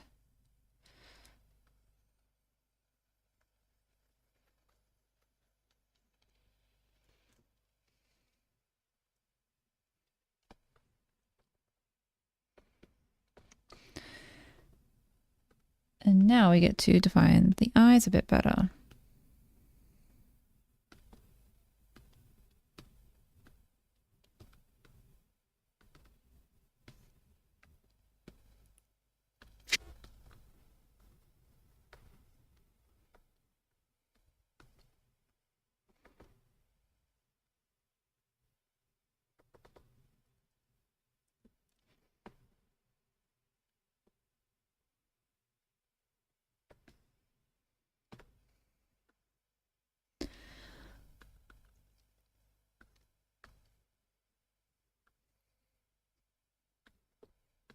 Just gonna so make that gray.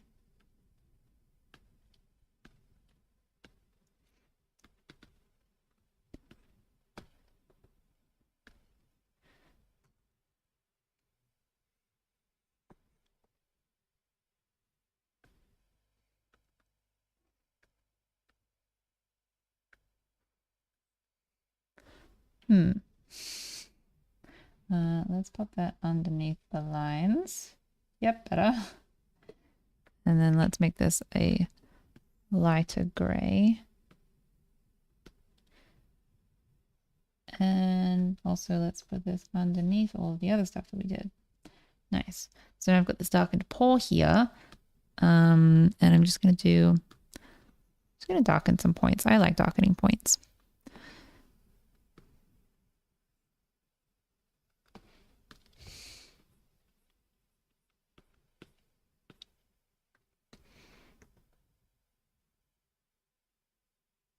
So I'm selecting the shape that I want to darken so that I'm not painting over like the tummy at this point. I'm just painting over this leg. And then I use a big soft brush to just sort of paint in from the end of the leg down. And I'll do that on the tail as well.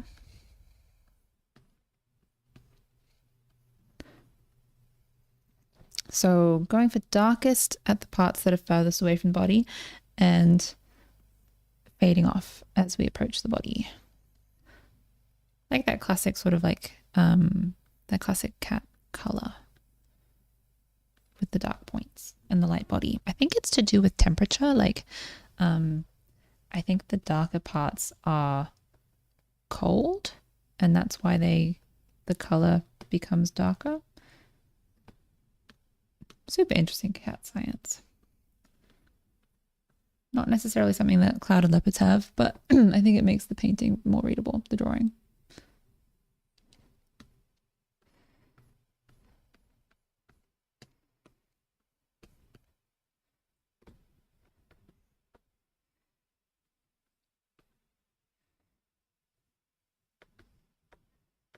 Okay, let's bring back the tree trunk. Where did that go?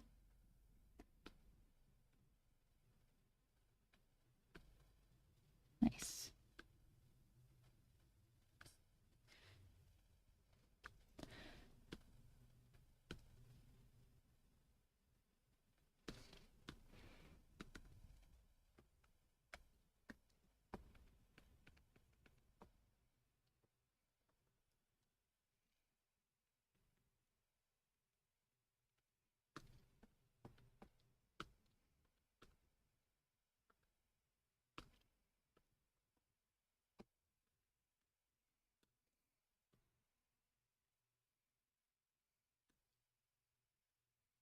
This is pretty much done. So yeah, now we've got to do the next animal. So there's been a suggestion for a fox.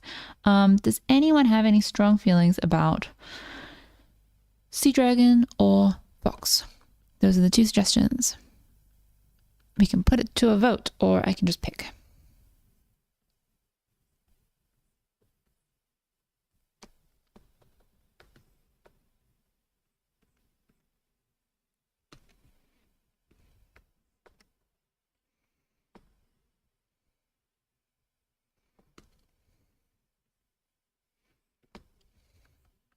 Just tidying up some of my shading here. Tidy, tidy.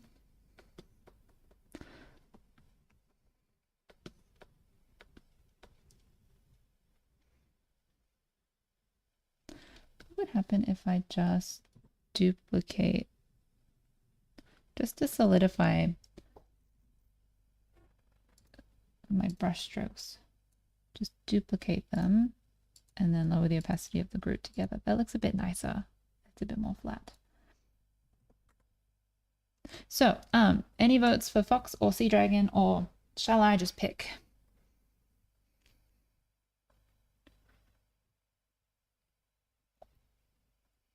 I want to do little sparkly eyes.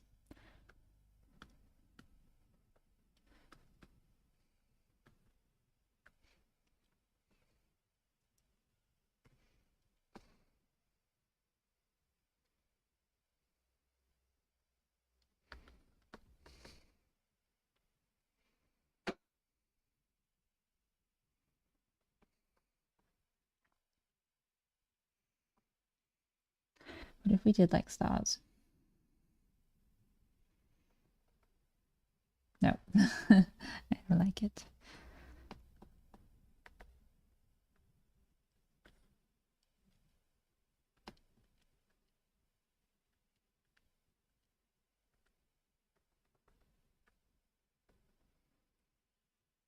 All sorts of different sparkles we could do.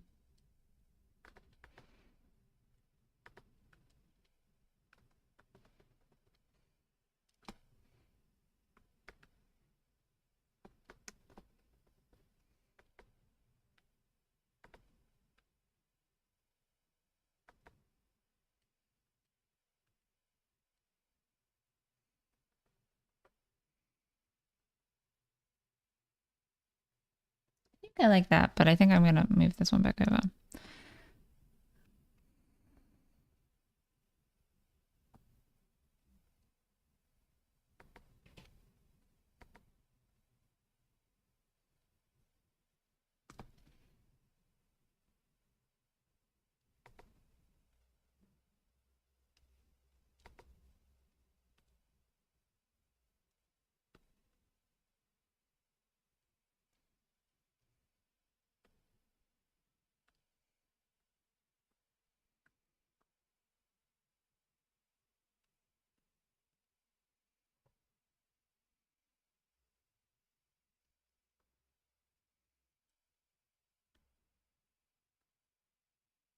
I don't know. No, that's too much.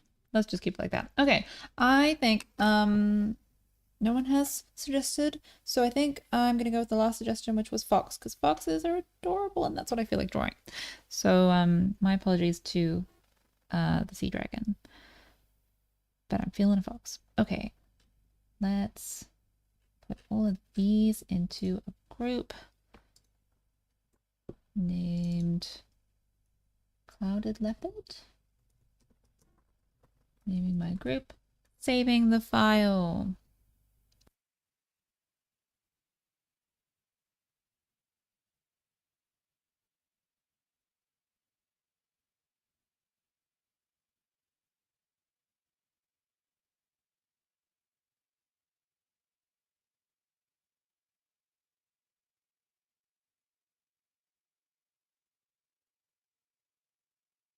I think I'm going to draw an Arctic fox.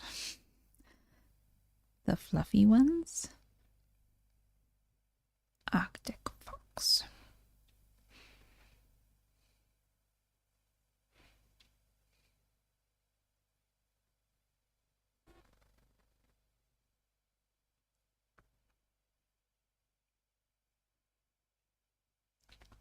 Oh, Arctic foxes are so cute.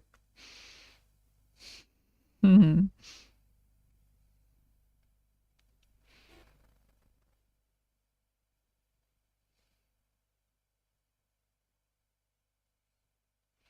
They got these big bushy tails.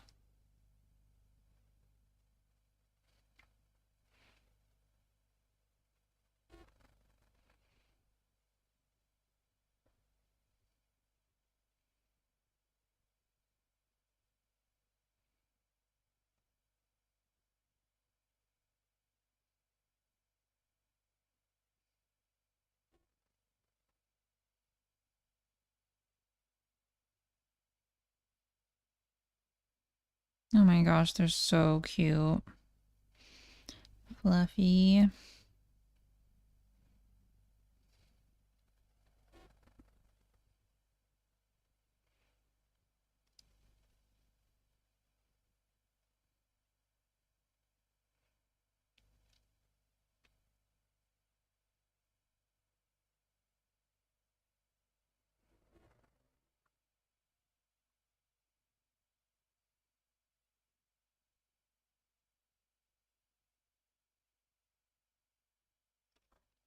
Okay. Um, the tiniest little thing I want to just do. This tongue, I just want to darken it a little bit.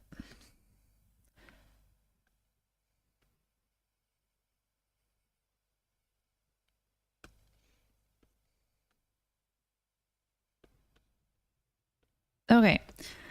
Thank you, snow leopard. Goodbye, snow leopard. Not snow leopard. It's not a snow leopard. It's a clouded leopard. I don't know why. I've got snow leopards on the brain. Okay. Turning off the clouded leopard. And I'm going to draw a Arctic fox. And we're going to go back to purple because purple's fun to sketch in. So, as a reminder, the first sketch pass or two might not be very good, but we'll get there. We persevere.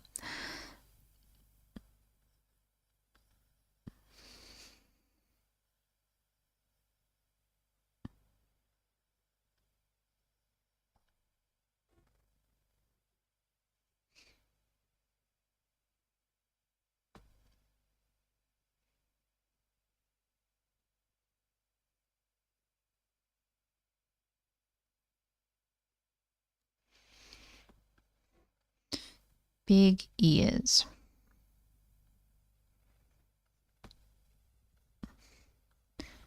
And we're going like fluffy. I'm feeling fluffy things today. We're drawing fluff.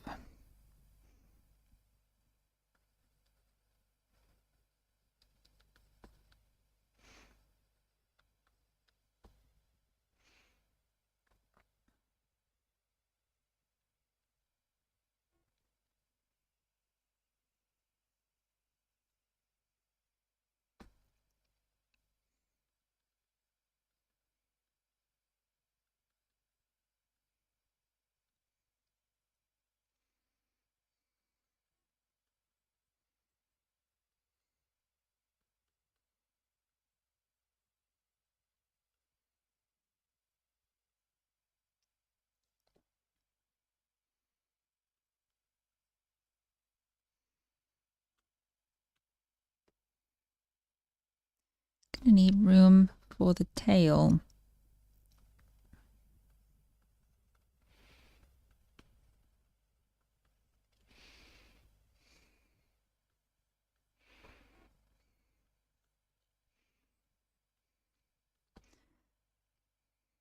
Now, needs to be cuter. So can we make this face a bit bigger?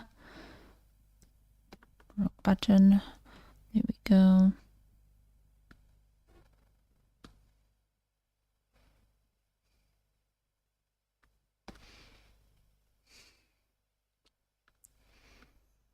Legs a little bit shorter.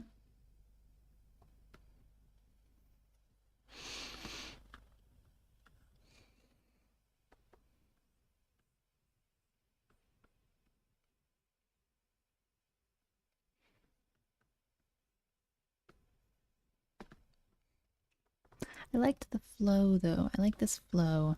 Don't want to get too chunky on the tail, so we've still got that flow here.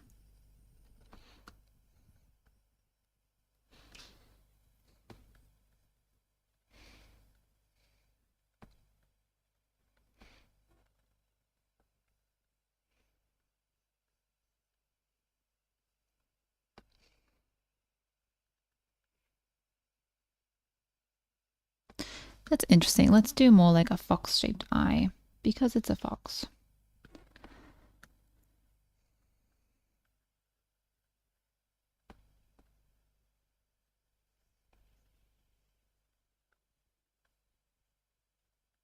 Did I go too far? Let's find out.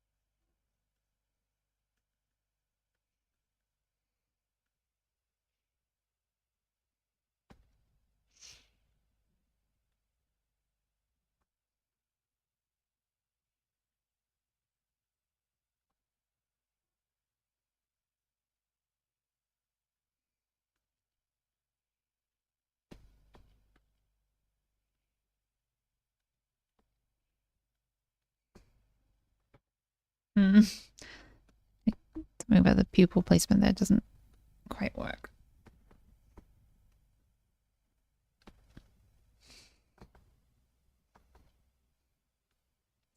Let's rotate this so that I can see it being level.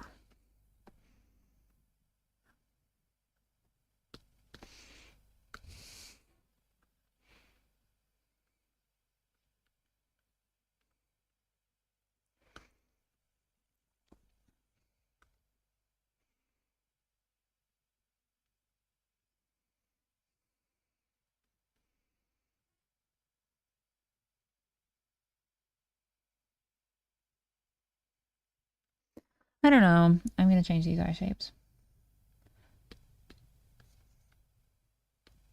Oop, what did I do? Undo, wrong button.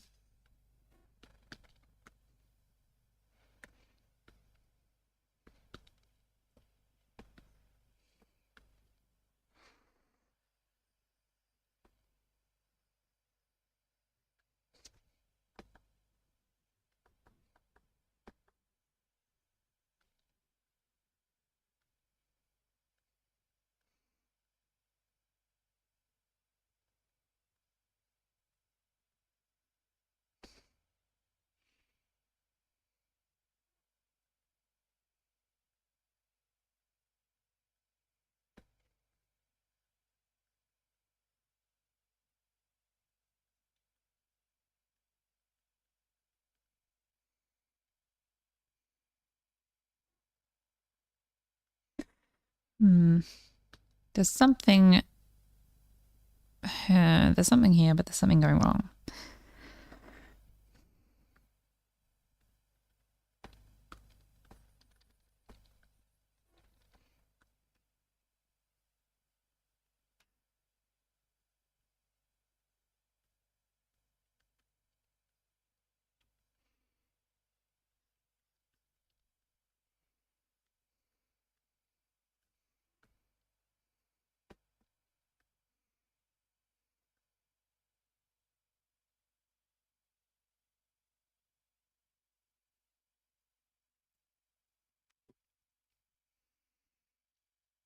Let's flip. Oh, we already flipped. Apparently this is unflipped.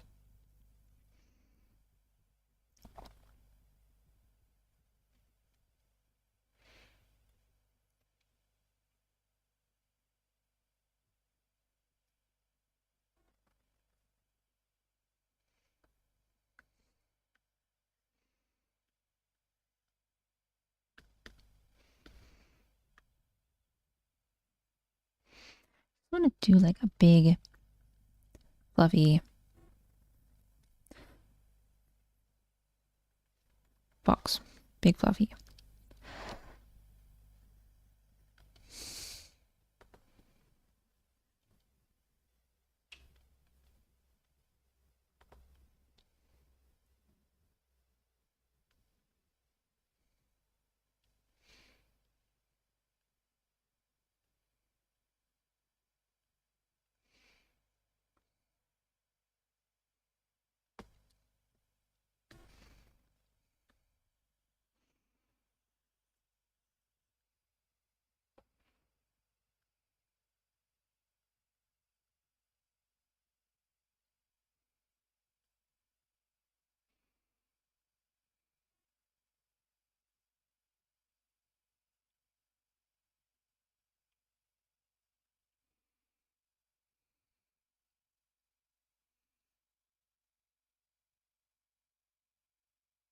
This is a tricky one.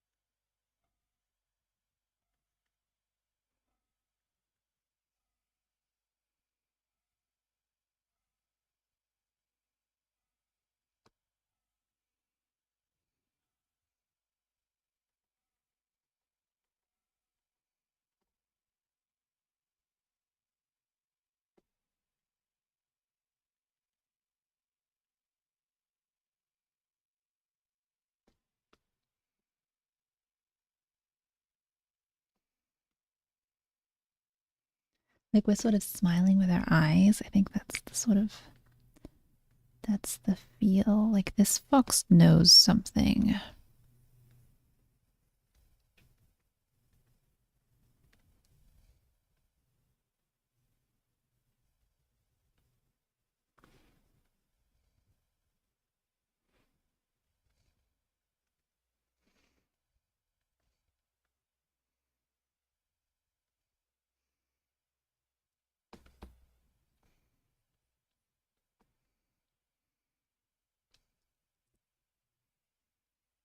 Hello. Welcome to the stream. We're drawing a fox. I'm on the first pass, so the first pass is never as good as it ends up looking. So just hold on tight. Give me time. Let me cook. If anyone's new and wants to see, we just drew a clouded leopard hunting something. Oop, zoomed out too far. So that's the previous drawing. So currently we're drawing a fox. So hopefully we'll be drawing at we'll figure out these shapes. Currently this is the first pass. Figuring it out, getting there. Thinking this is a chunky Arctic fox with little tiny feet. And this fox knows something. Fox has insight.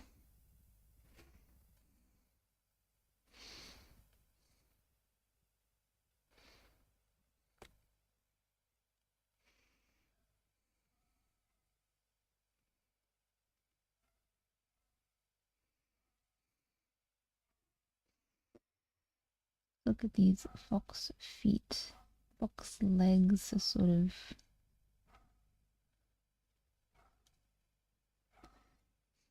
I want to have the back feet. I was thinking like having them tucked together, but I don't know.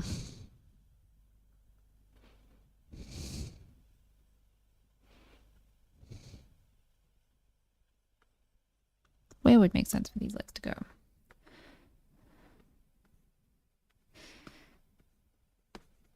We're sort of like leaning. We're leaning.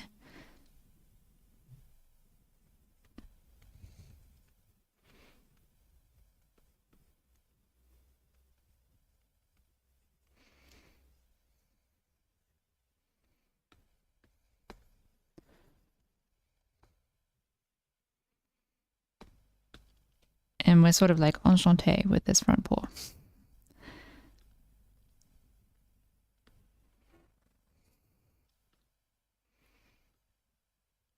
Charmed. Just gonna rotate, not rotate, warp that back a little bit. Not necessarily trying to catch that front leg, but did anyway.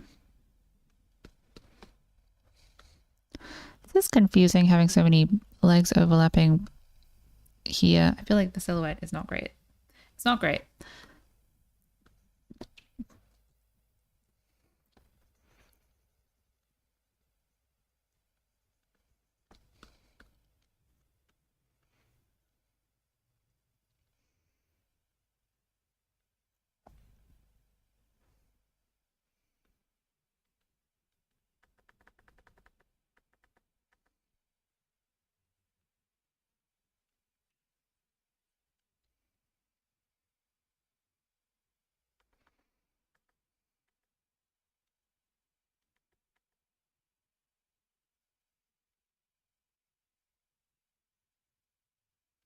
See, now we've got this line and this line are going the same way, they're parallel, and we don't like that.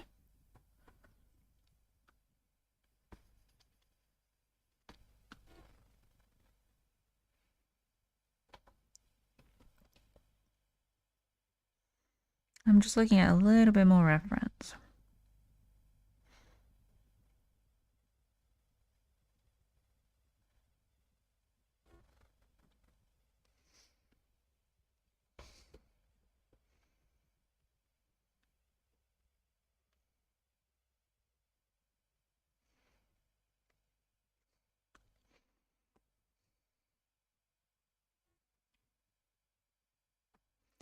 What if this leg was going this way? Oh, that's better. That's better. Get rid of it. Get out of here. If we're crossing this leg over, then we've got room for the back legs. Haha.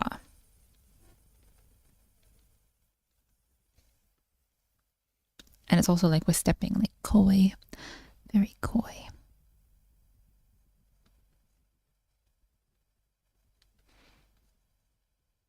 And I've got these legs sort of together. This one maybe shouldn't be so curved out.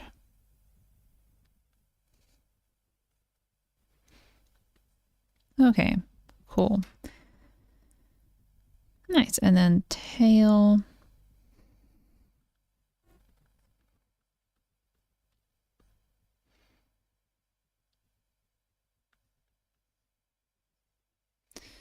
I have to curl it around because I really want this to fit in an Instagram-y shape.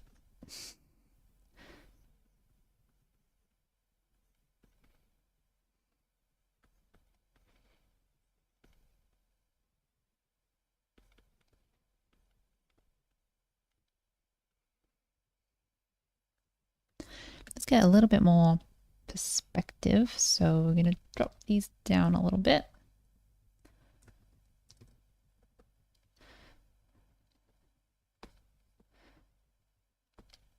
Far away legs. And keeping in mind, this shoulder is here, so the shoulder should be here somewhere. So this is a very simplified body shape, actually. Let me think. Very simplified body shape, but it really has to make sense in 3 dimensions. So I'm thinking of it as like a rectangular prism.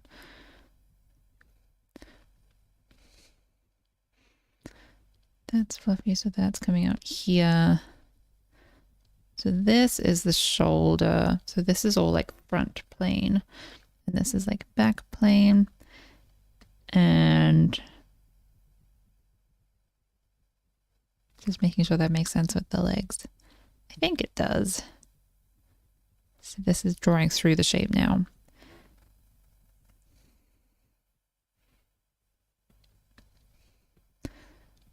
They might even go more left and a bit up.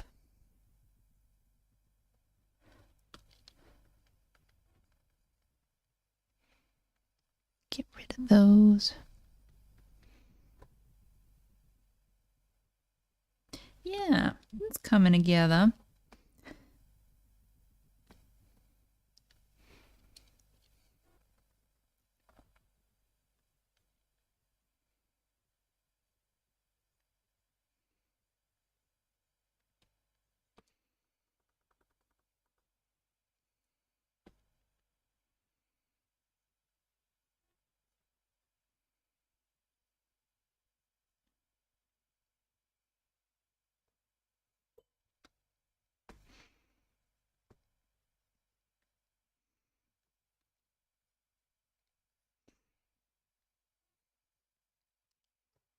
That's cute. Okay, let's do a little bit of ground plane.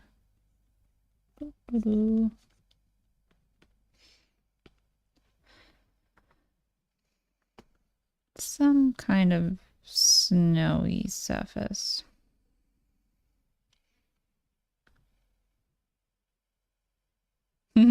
Like an IRL Minecraft fox, totally.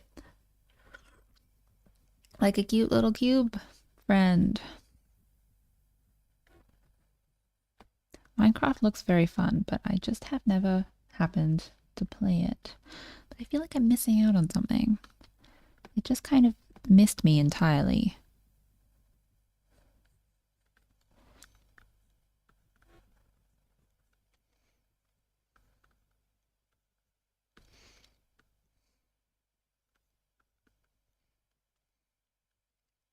Okay, that's our first pass sketch. Well, this was the first pass sketch, and now we've got something going on. Let's go over one more time and really try and solidify some of these choices before I draw it up neatly. And also let's save the file.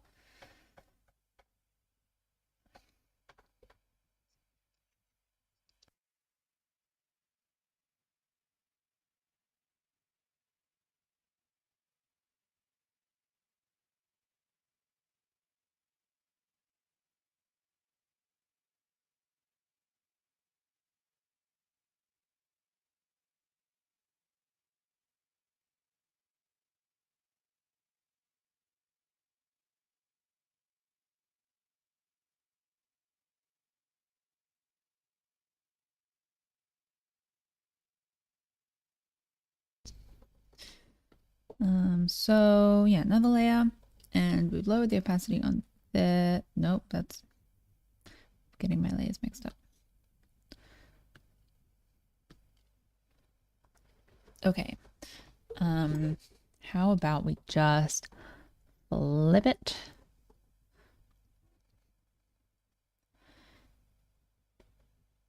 And let's do a bit more on this face here.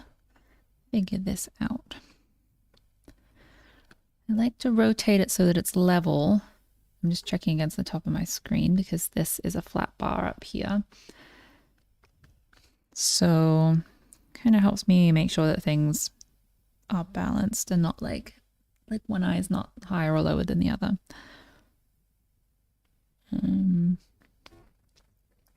Okay, so this is not the final drawing, so I'm thinking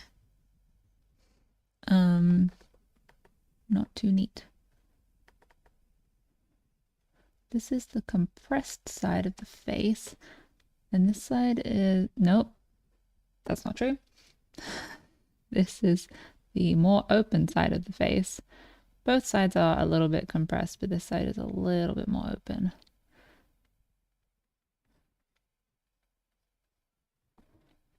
And the eyes are pushing the shape, pushing the eyelid shapes to the left.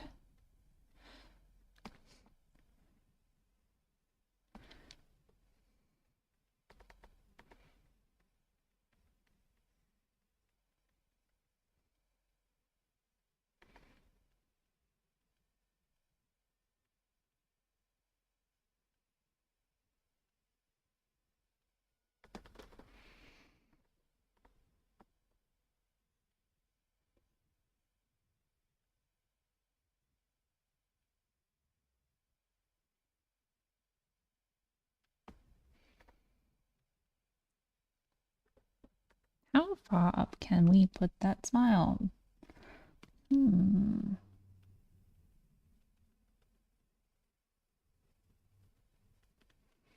This being the compressed side of the face.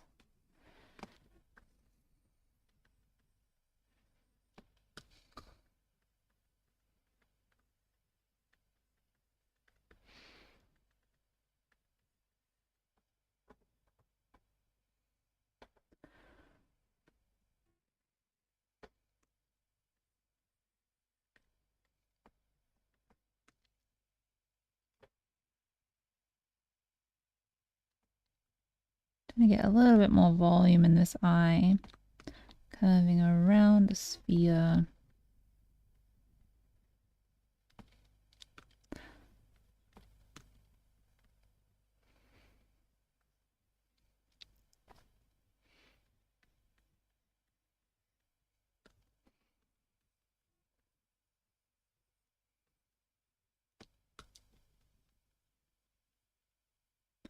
And this sort of shape. Figuring out the volumes of the head. This could probably go a bit more this way.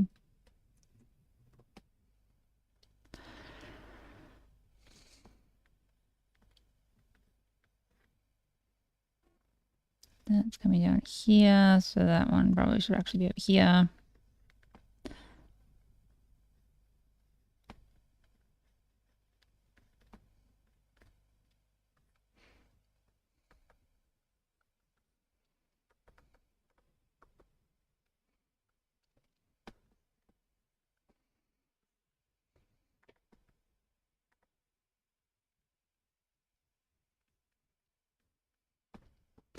Let's just check that without sketch below.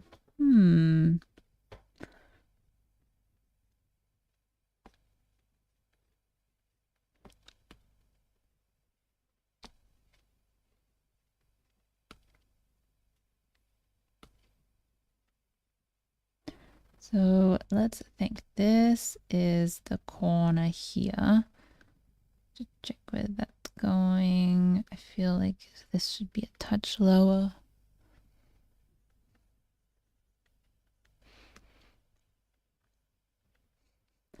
Trying to really push the eye shapes so that they're different, but they feel like they're on the same face, you know? Something I've been working on.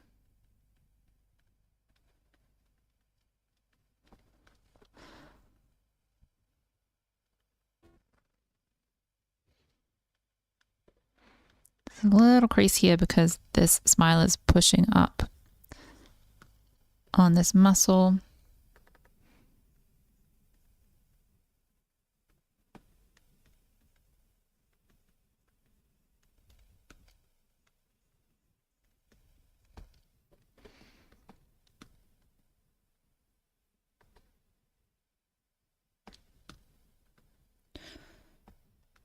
Ooh, thank you for dropping by. If anyone is missing a part of the stream or wants to watch it later, or if you ever can't make it to a stream, all of my streams get saved to the live tab on my profile, so you can always check back later. So feel free to drop in, and then if you can't, if you're not like around when the drawing's finished, you can check back later. I also do try and put them on my Instagram account. Usually I put them on my stories, and then I do try to post them, but sometimes they don't always make it to being a post, but I do try and pop them on the story at the end of the stream.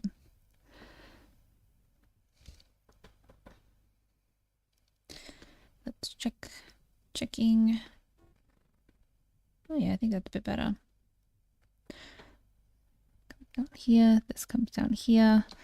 Thinking about volume, I really like simplifying and keeping in mind the reality and the form and the making it make sense, because I'm a designer for animation. So a lot of animation is 3D, and even for 2D animation, things have to make sense when they revolve, right? Things have to make sense in motion and in movement. So when I'm designing, I'm really trying to simplify shapes because that's really fun. And I'm really trying to keep in mind the volumes and the reality so that it can actually make sense in motion.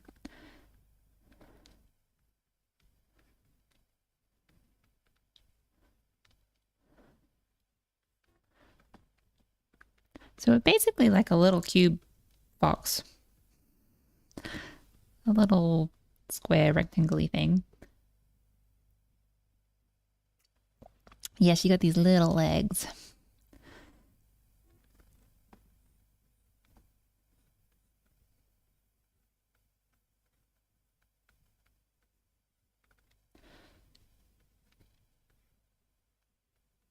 Tiny little paws. But these paws have claws that are like hidden, and when she's attacking, she's like, sharp.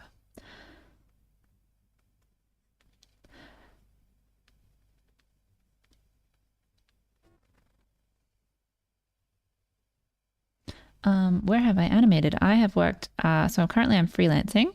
And before that, I was working at a studio called Armchair Productions, which is a Sydney-based animation studio. Super cool. And I was there for 6 years. And so, yeah, I was doing like, I got to do a bit of everything in terms of being a designer. So I designed characters and backgrounds and like colors. I also did a bit of storyboarding. So that was really cool and had a storyboard. And I storyboarded on a few different kids' TV shows. So that was really cool. And yeah, so currently I'm freelancing and I really like doing all of those things still.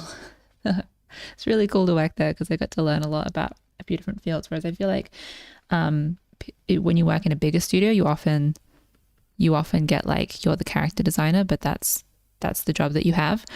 And so it was really cool that I got to try design and storyboarding and everything. And now I feel like, I'm pretty well rounded, which is awesome. I recommend small studios. If anyone's looking for advice on working in the animation industry, don't sleep on small studios. They're awesome. You learn a lot. And you make cool stuff. You make really cool stuff.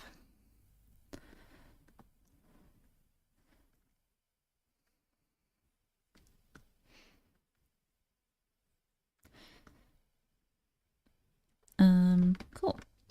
I think this is going well. I feel like I am going to turn the sketch down again. Just make sure I'm really seeing what we've got currently and flip.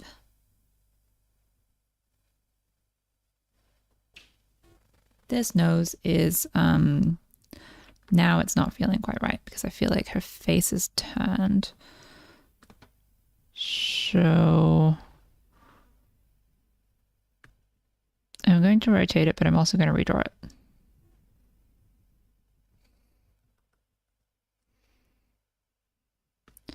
Cut, turn that down.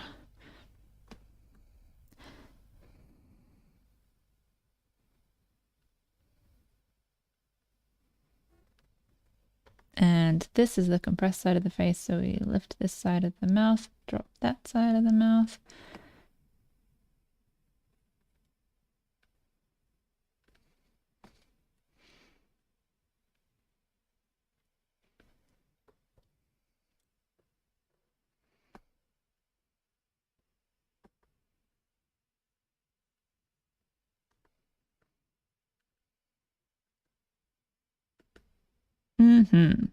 For sure, much better.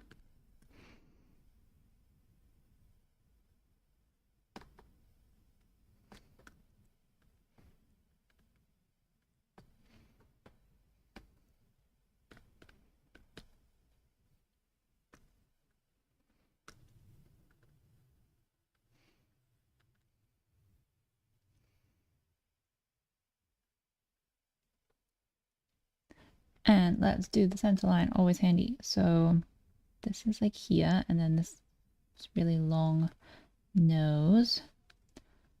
And then that goes like that. This feels a little bit jutting out.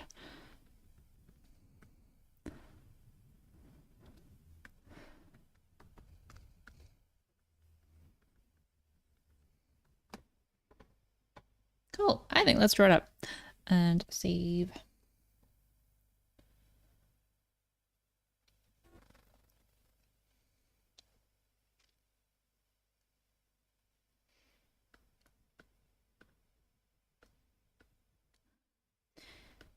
I just want to try one thing. Let's just like take all of this and see what happens if I move it up.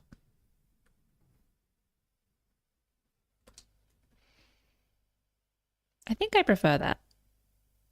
Yeah, I think so. Yep. Cool. So sketch goes down and let's draw in a black line. Small reminder. This is a clouded leopard we drew before. I love him. He's so cute. He's so cute. I love him. Okay. We're going to try and capture that energy in this Arctic fox.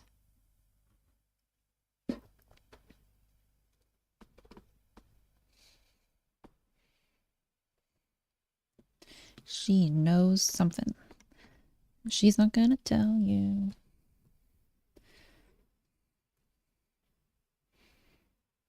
She's gonna use it to her advantage and then strike. So, I don't know what the situation is, but that's what she'll do. So this is rounded because this is a sphere, because it's an eye, and eye's a sphere. Spin it around here.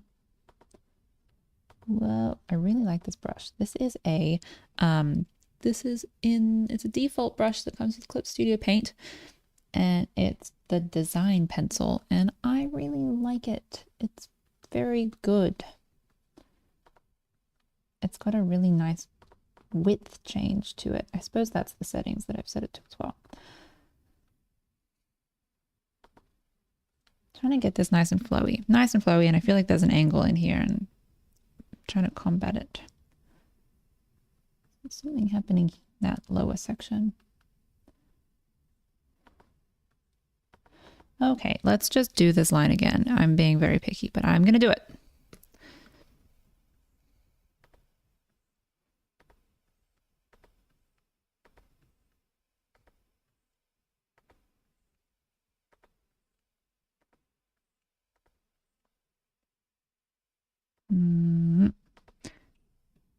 Oh my gosh. We can do it. The drawing and the redrawing, it is worth it. I do think it is worth it, but sometimes it takes a minute. Cool. Now that is a good eye. Worth it.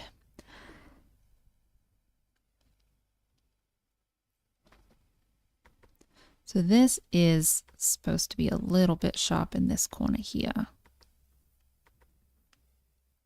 Ooh, not that sharp. Oh my gosh.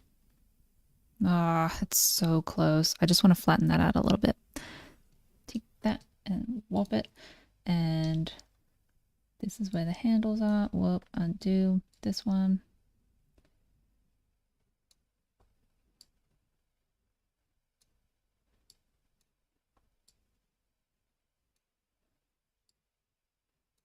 Yep, that's it.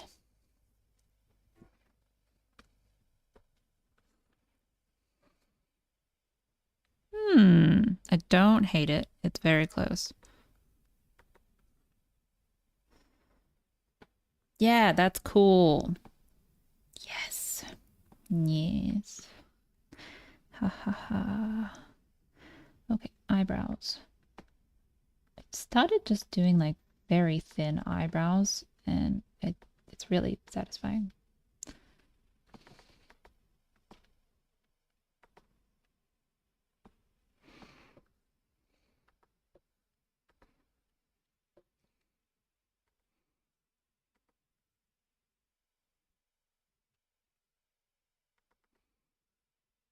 Oh, yeah, that one's cool. Just rotate that into the spot.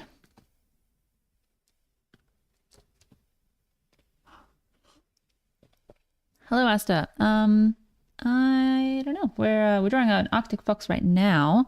I think what time it is. It's almost 1. We might not have time for another one. We drew a clouded leopard before, and that was really cool. But yeah, because I think I'm going a little bit slow today, but that's sort of the vibe that I'm feeling. Slow drawing day, nice and just drawing the shapes that I like. No rush kind of vibes. So yeah, I don't know if we have time for a third animal, but I'm feeling really awesome about the two that we've got. I feel like these are quality.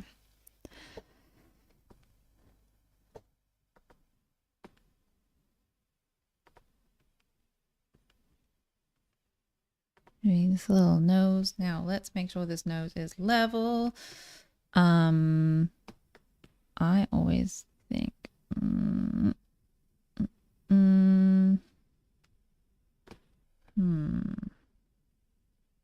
okay.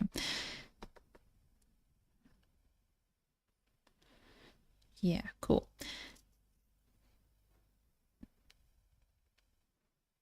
Just a little bit fluffy on the front of the chin there. Just a little. And don't forget this little crease. Yep, I like it. Perfect. First try. Now, I'm going to do a little fluff on the center line here, because that will help with the voluminous, the volumetricness. Is that a word that I'm looking for? The voluminosity, voluminousness.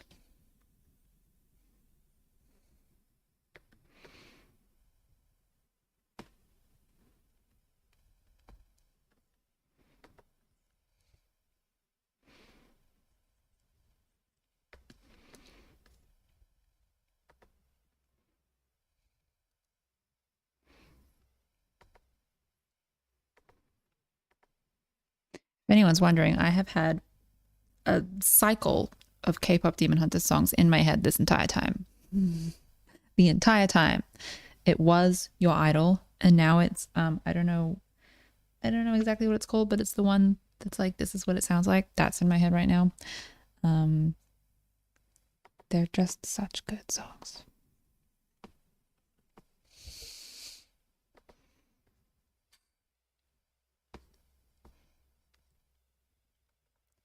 I really recommend when you're working on drawings, especially if you have aspirations towards the animation industry, the soundtrack is the soundtrack that you should listen to is K-pop Demon Hunters soundtrack. It's very good. And also both of the Spider-Verse movies soundtracks.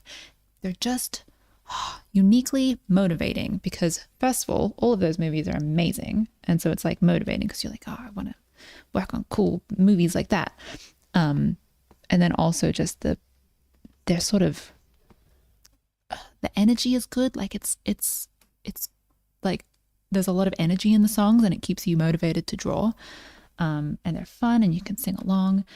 And the Spider-Verse soundtrack as well is a really good mix of like high energy songs, but also there's some more chill songs. So but like still like not chill in the like sleepy way, but chill in the like let's keep drawing kind of way. And it's just, I really like those soundtracks, so I recommend them.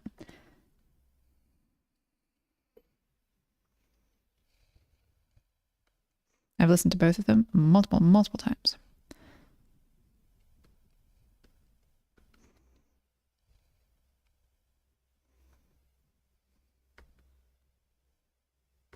Okay, let's turn that off and see what happened. So we've got these construction lines here that I don't really want to have in the drawing, but I do like how they provide a sense of volume. How can I keep that volume without them?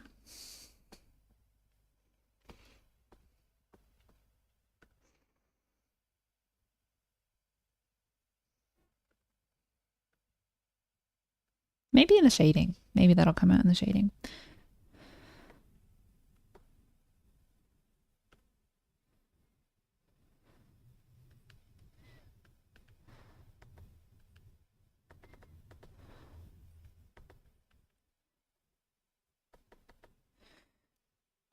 Okay, back to level.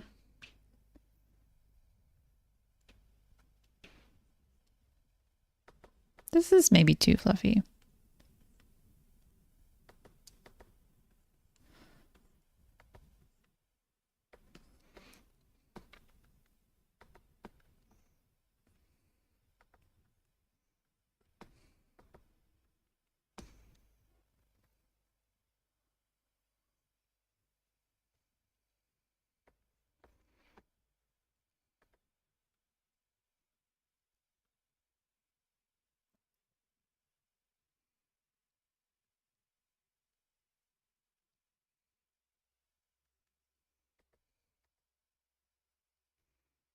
I've started doing like rounded fluff rather than like fluff that's like spiky.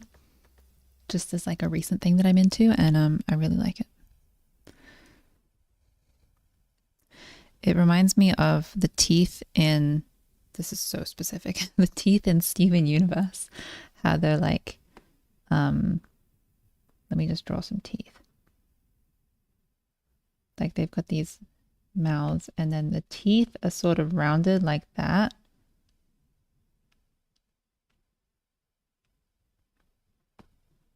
That's such a quick, very rough drawing, but see how there's sort of like a roundness to them? That's what it reminds me of. Things that you could do harsh, sharp angles, but just rounding it out. I just really like it. It's fun. What's going on with this fluff on the front here? I'm not into it. What's the fox's name? Well, this is an Arctic fox as the like species of fox. She doesn't have a specific her own actual name. We could come up with one. We should name her. Actually, we need to name the clouded leopard. Everyone think about clouded leopard names. I'll just show you the clouded leopard again. I like naming the animals that we draw. This is a clouded leopard. He has seen something and he is about to hunt it. He's like, oh my gosh, I'm going to eat that. But he doesn't have a name. So everyone think of names for a clouded leopard. And this is an Arctic fox. We like names with alliteration is always fun. So like I don't know, Claude. Claude is a great name for a clouded leopard, to be honest. But let's all think. Snowy, great name.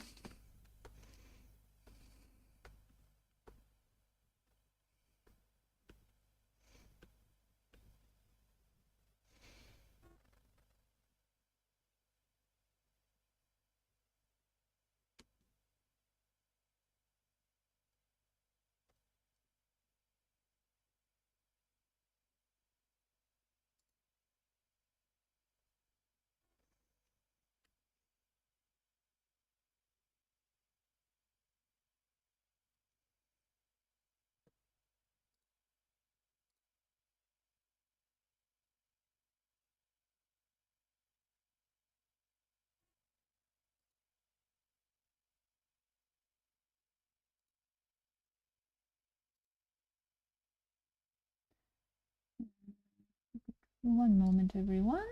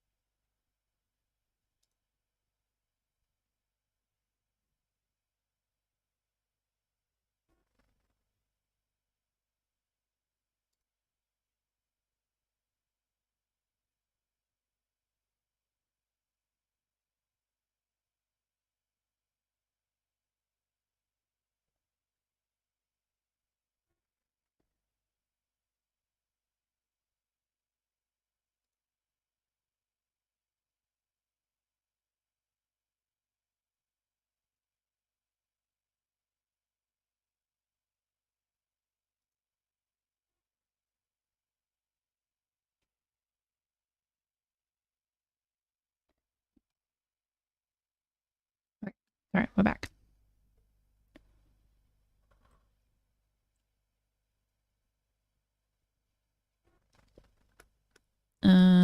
Okay, legs. Nope, fluff.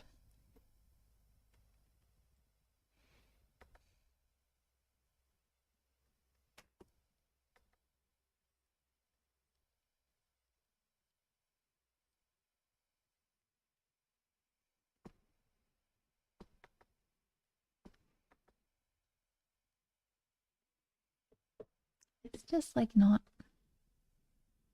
doesn't feel right. This whole section actually.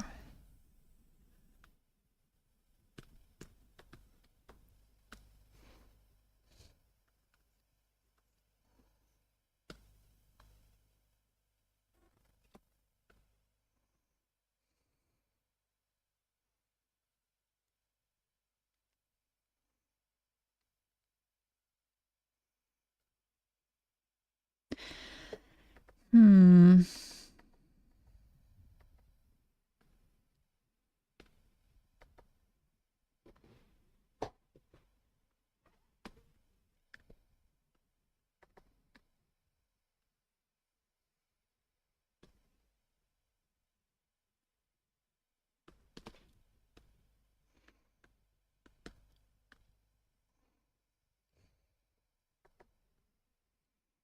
What if it's, yeah, just the center line? Maybe. Let's come back to it. Leave that there for now.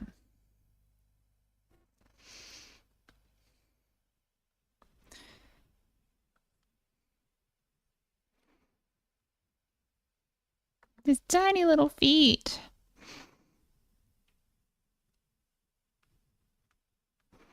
It's so little.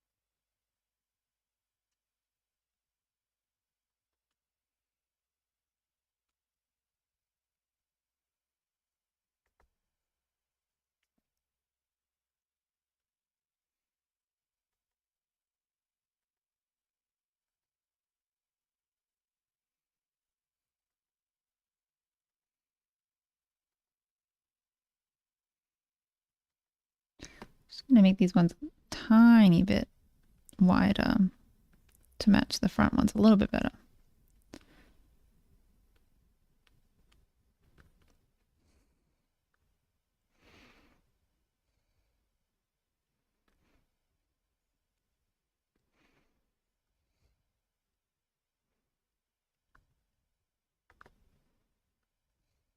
When I'm drawing paws, I like to go around the lower edge of the paw before doing these like internal lines. It helps me to simplify.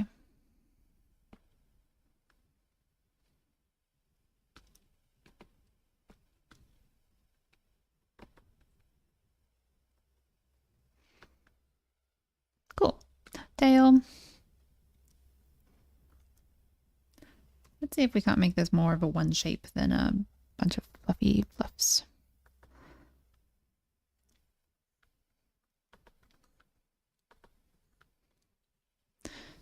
Still a little bit of fluff is nice.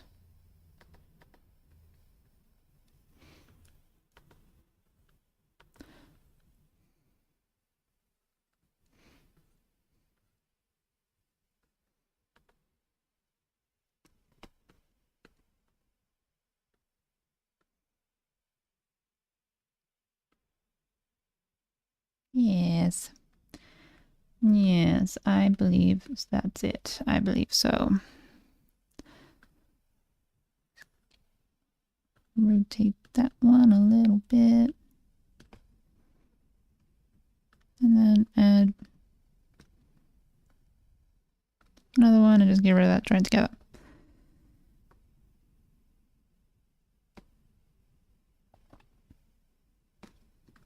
Should this tail be higher up? Yeah, it really should. Let me just get rid of that. Maybe what I'm feeling is that this is too fluffy.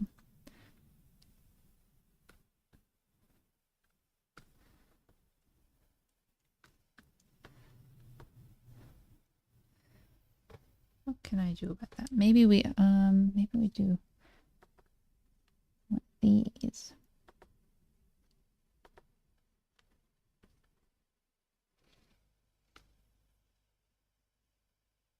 I think that helps.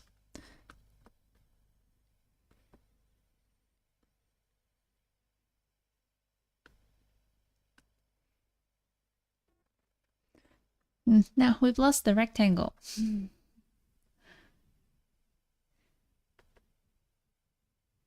Okay, wait, let's have that, but let's have it flow into this one.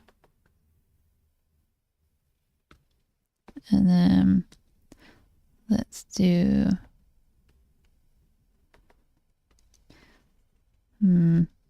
just a major simplify.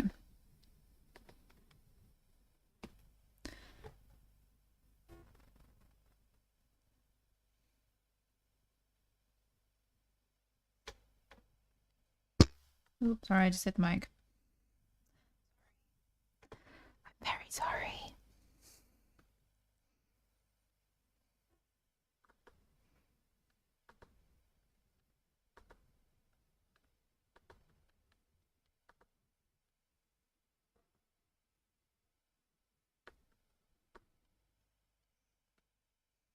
Nope, wrongly. I turned on the leopard. I'm supposed to turn on the sketch. I turned on the whole leopard.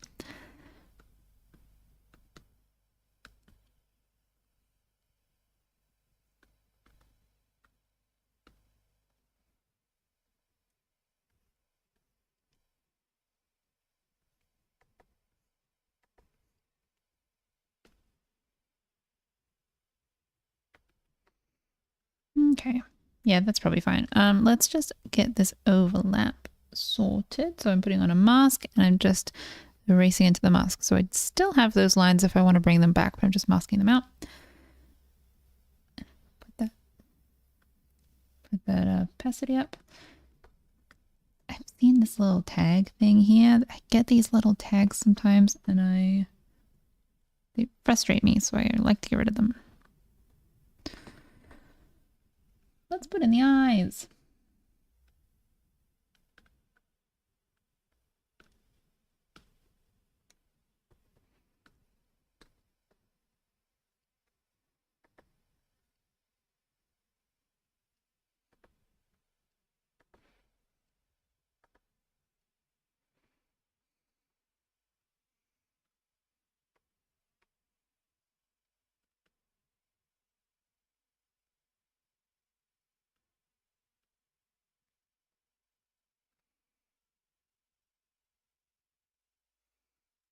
I'm gonna push this one a little bit further over.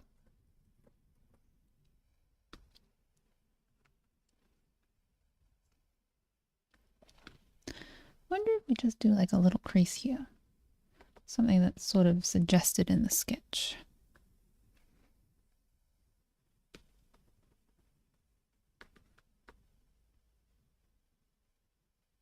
I don't know. I don't know about that.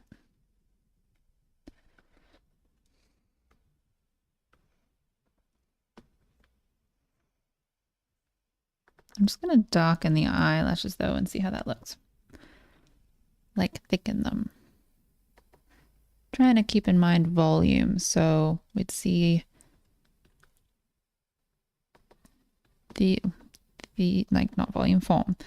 As they curve around the sphere, we'd probably see them a little bit more thick. Oh my gosh, I'm going off the rails on this curve. Nah.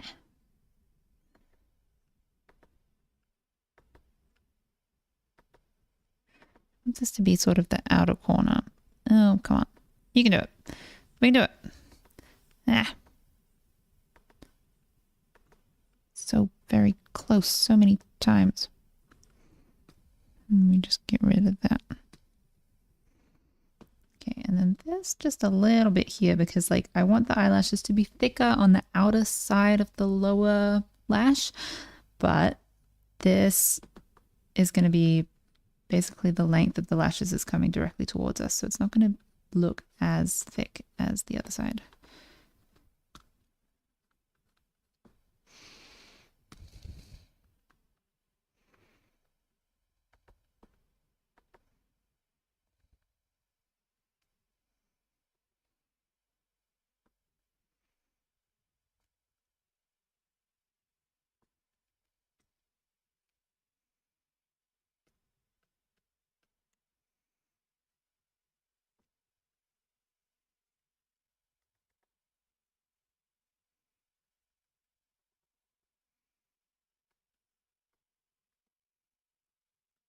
While we're doing that, let's do also a little bit more on these brows. Oh, that was cool.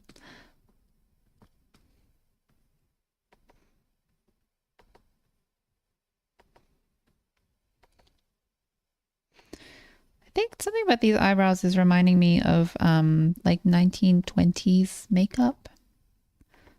Very sort of long, thin, drawn on eyebrows.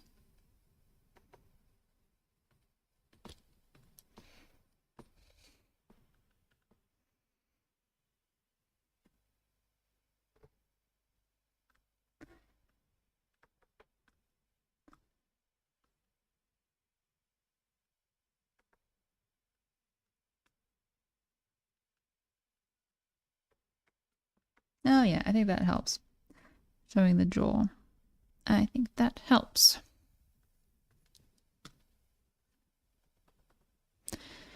This nose. Oh my gosh, it's all on the one layer.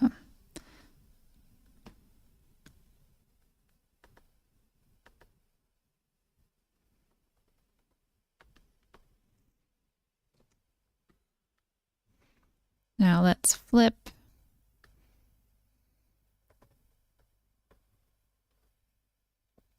Okay, so I'm going to now compare that to the sketch. What are these? Putting them in the right group folder. Okay, to the sketch. Is there anything that I want to change? There was something nice about the jaw that I think we've lost. There was sort of a flow.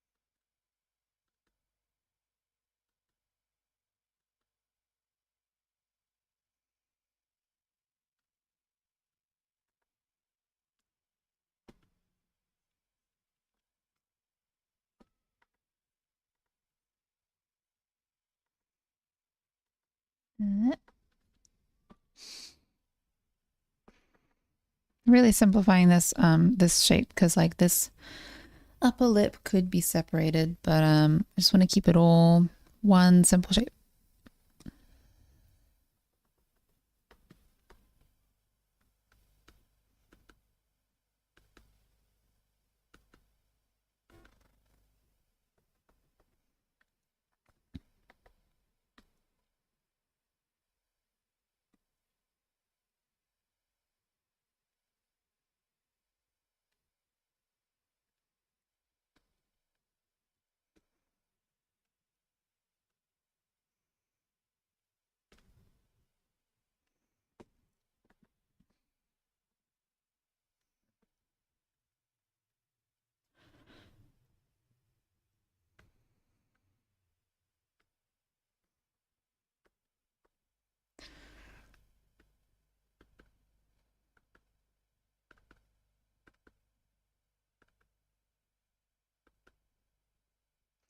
Okay, also, I'm going to redo the bottom of this head shape so I prefer it in the sketch. It was more simple.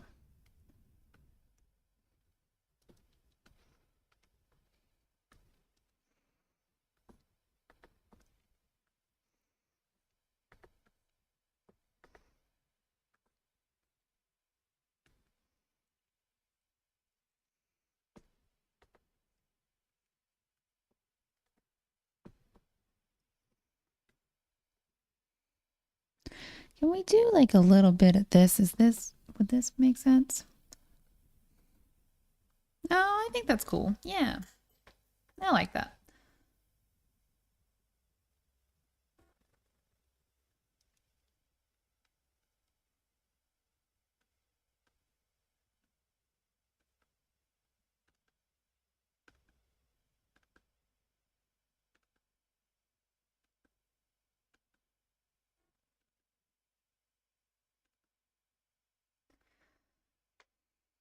Also, I'm gonna redo some more of these head shape sections that I overcomplicated them.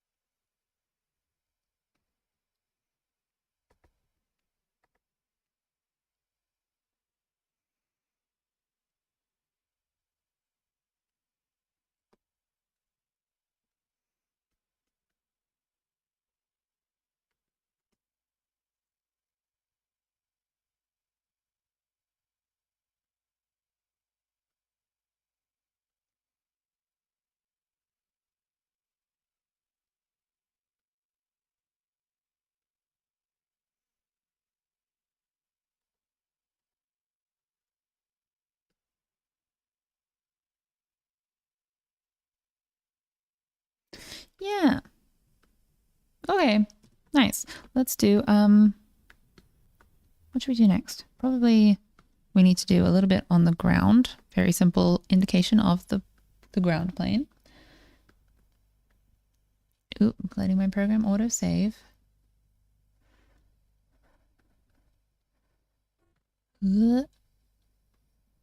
Autosave is not exactly saving in the file, but it is saving like a backup file. So that if the program crashes, which it sometimes does, it's like, ooh, were you working on this? And I can be like, yes. Oh my gosh, why did you crash?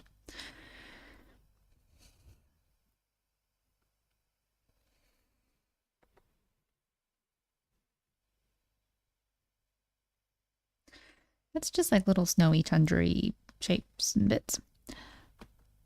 Also, I'm going to pop in these shadows because I like them.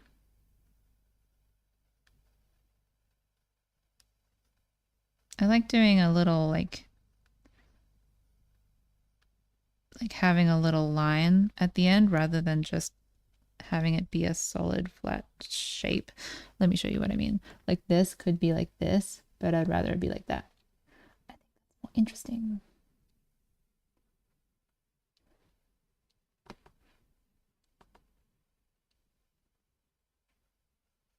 And it adds so much volume when you put like a quite dark top on far away legs. It really sends them back. It's very much like a technique from ink.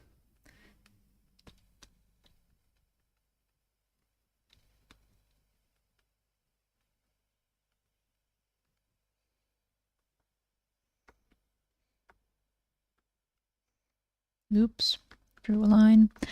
I wonder if I could do one on the tail. Let's see what that would look like.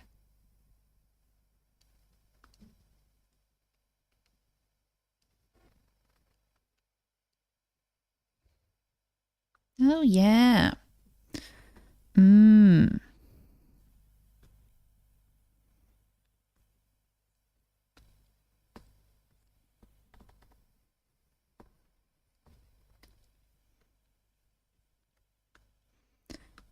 Where did those lines go? Okay, bring that one back.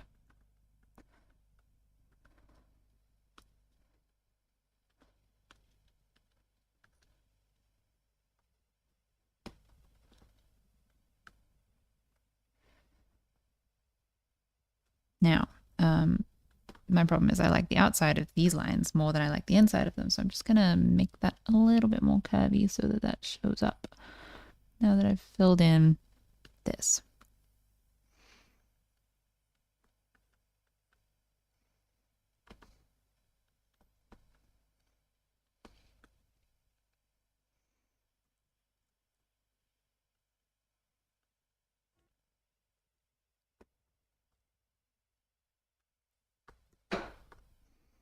Pretty.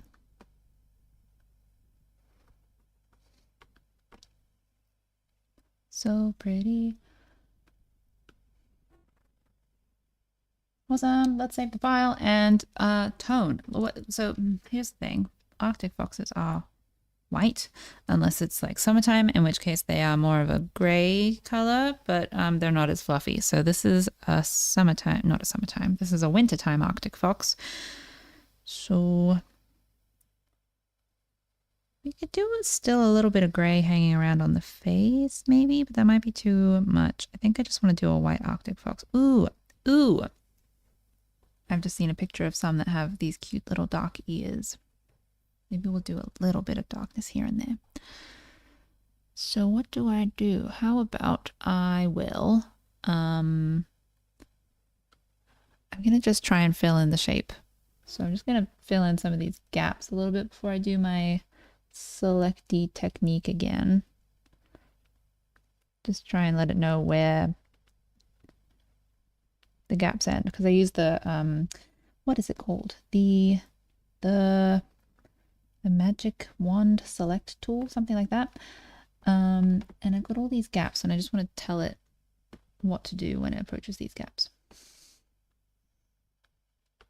This tool in Clip Studio Paint though is really good. It can handle a little bit of gaps, but it's still a bit better if you tell it where the edges are.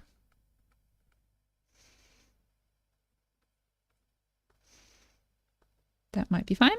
Magic Wand select tool, select the outside, and I select the outside, and then what I do is I inverse the selection so that oh no. Oh, there's a big old gap. Big old gap here. Are there any others? Maybe that one.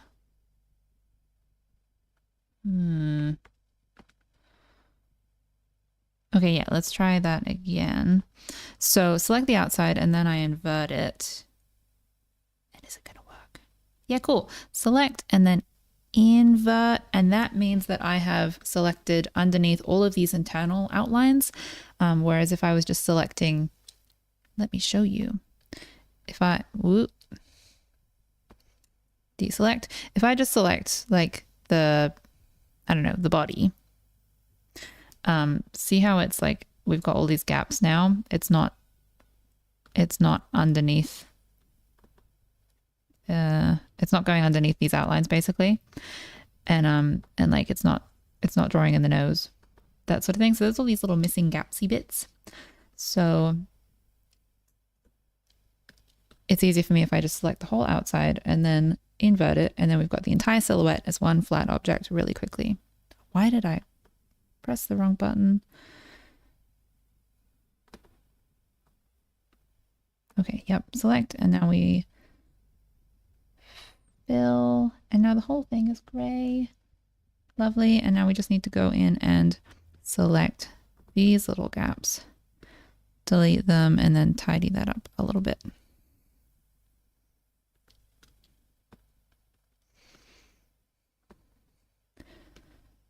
And then I clip over the top and I select the eye. I like to expand it a pixel just so it gets a little bit underneath the outlines, and then I fill that in white. So I'm not deleting, I'm filling. And that means that I can, well,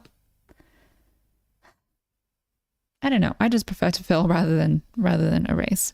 If I was changing the background color, I suppose it's a little bit easier because it doesn't seep through to the eye color then, but I'm not doing that here. But I suppose that's just the practice that I've come up with.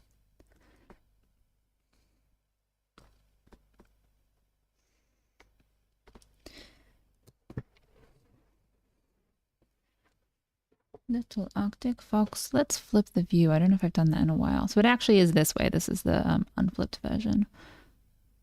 Cool. So I'm going to make this a paler color because it's an Arctic fox and they are white.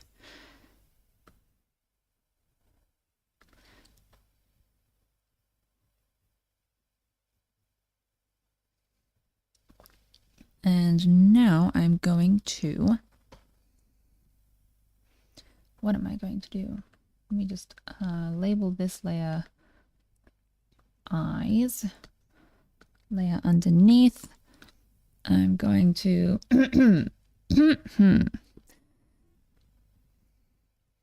we could do like, let's just do this really roughly and see if I like it. ears and like a little bit on the tail here. And then like red foxes have that sort of like thing, and that's pretty. And then we do a little bit. I just really like darkening points on quadrupeds. It just looks really pretty. Yeah, I like that. It just helps to see where everything is. Cool.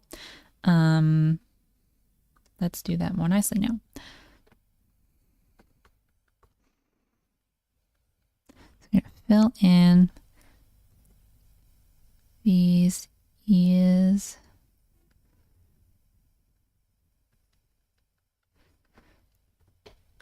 Let me get rid of my opacity now. I don't think I need it anymore.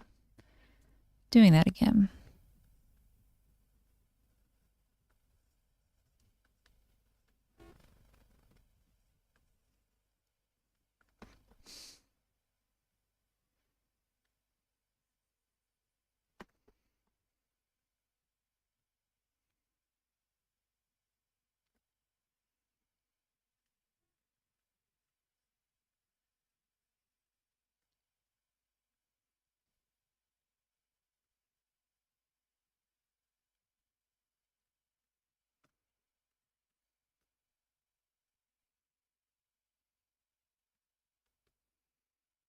And legs.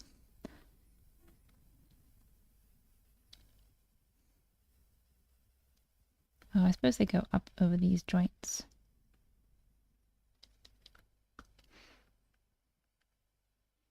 Yeah, so these ones are like up and these ones are like down.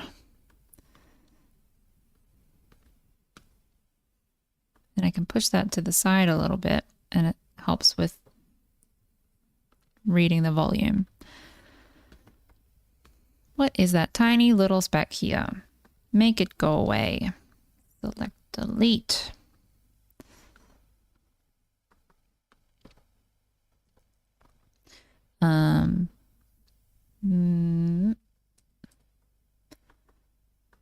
Showing big fluffy shapes.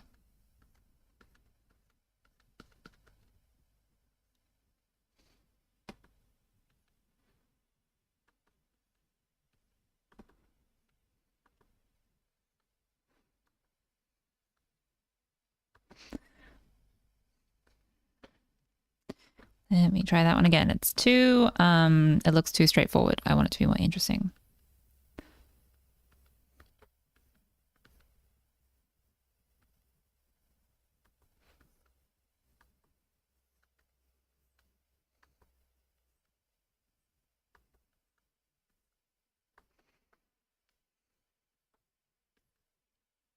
Okay. The brush did a weird thing.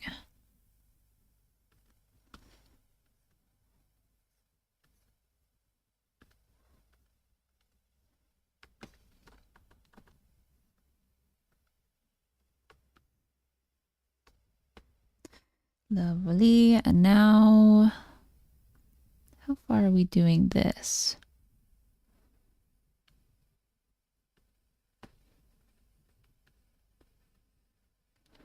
Yeah, that's cool. Something really simple.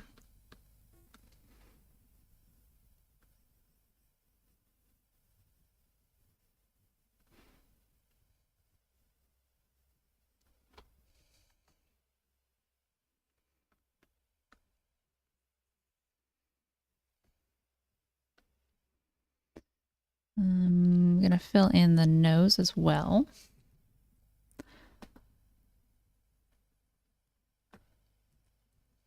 The nose should probably be basically black, so I might need to bring back that line detail. So let's draw that on in white.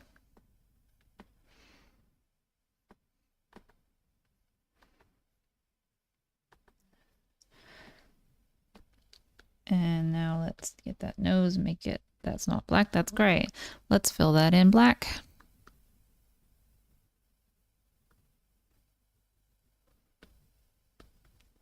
What has happened here? Why can't I fill it in black? Let's just paint over it.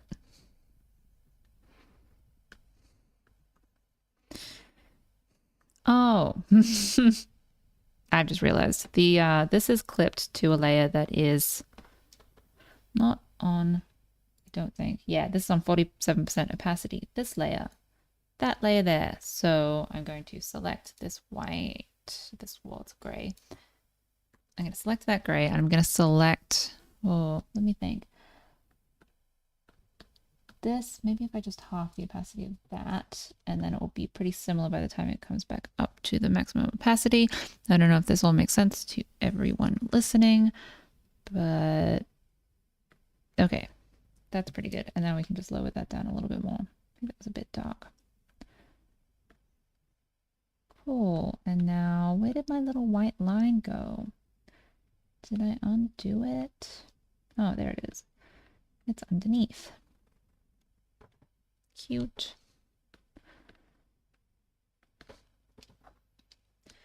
Cute. We can do on that little white line layer, let's do, nope, it's, we need to do a layer that's on top of everything.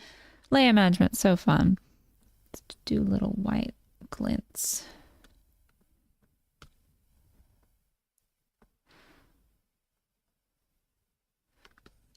Yes. Pretty. And I'm going to label that layer because I get a little preview of each layer. Like there's a little rectangle that's a little shape of what it is.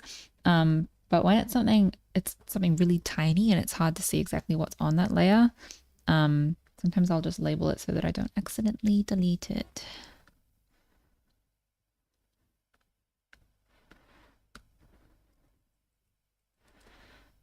Have I just moved everything? Yep.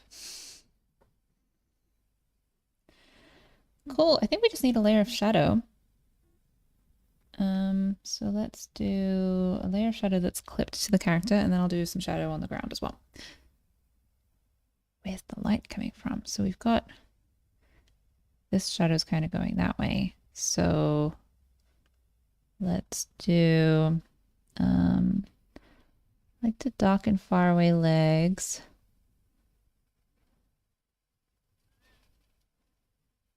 These ones are both pretty much the same. So I'm just gonna, how about we do, no, that's weird. All of those, yeah. Send it back. And now we're doing, I like to do sometimes something like that. The ears kind of tuck in a little bit as they attach to the face, and it makes them look like plush. Are we doing a little bit of shadow on the eyes here?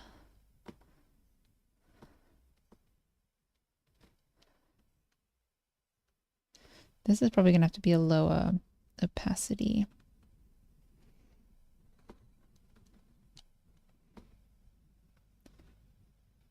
I often have the shading up as a stronger opacity, and then I lower the opacity later so that it's strong so I can see it and make sure that I'm drawing nice clean shapes, and then I lower it down so that it's actually interacting nicely with the rest of the character.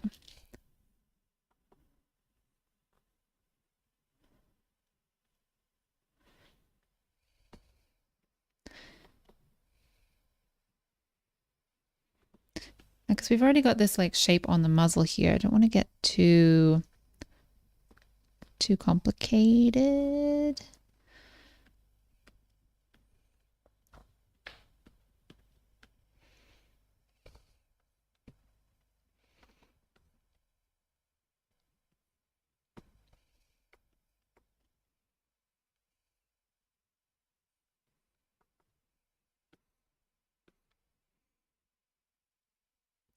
Maybe this needs to be a bit darker, the points. I don't know. Let's leave it for now.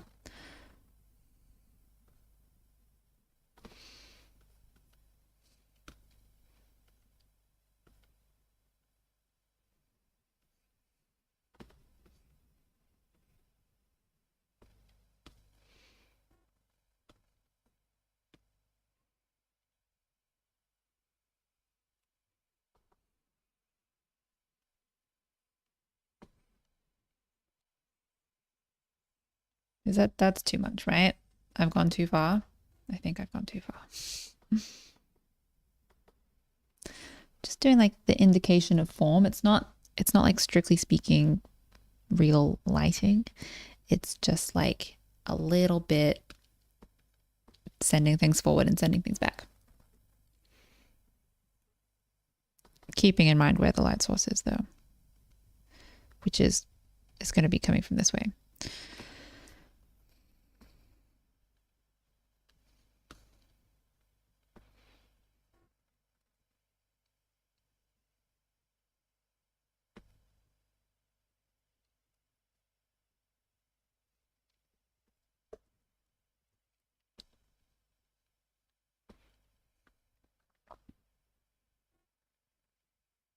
That might be enough.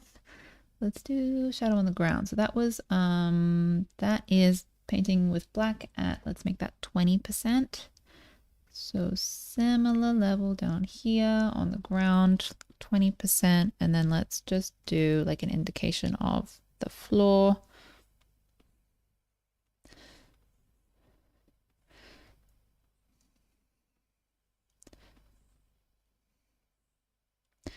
Not actual lighting, but just a vibe, just to be like, oh, look, we're on a surface.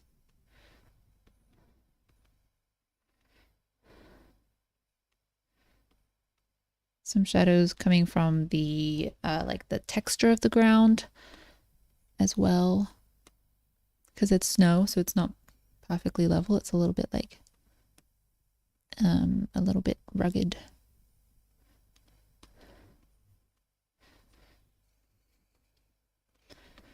I feel like there is a gap in this one to fill that in. There we go.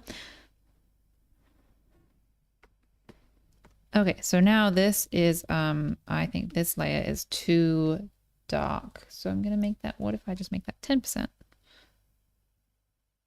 Yep. And then what if, does that mean I need to make the rest of the shadows 10%? Yeah, I think so. Maybe we go like 15. No, I think 10. I think so that all of the shadows match. Nice. Let's do darken points, my favorite. With a soft brush. Just so pretty, right? Just like adds something. So we select the tail so that we're only painting in the part that I want to be painting in. Big soft brush. Oop, too big.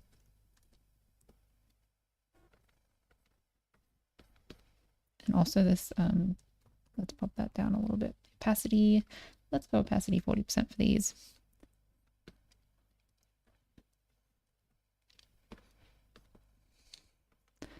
On the leggies.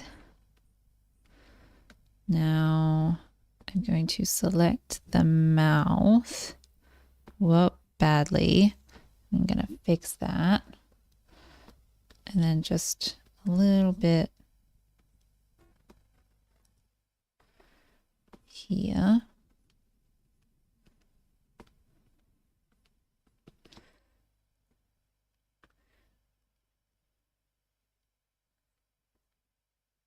Frosteria is such a good fox name. Oh my gosh, Frosteria. She knows something, and what she knows is that she is the queen of the ice.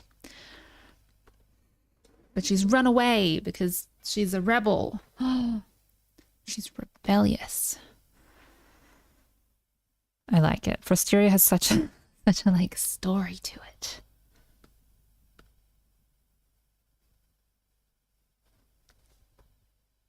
Cool. Wonder about if we just do slightly lighter. I know this fox is supposed to be white, really, but I just want to do like a slightly lighter patch here.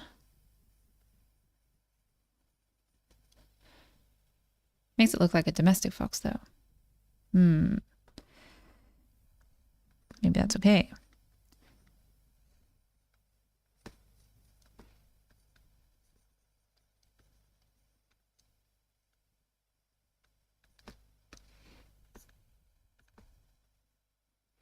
Let me just lower that down.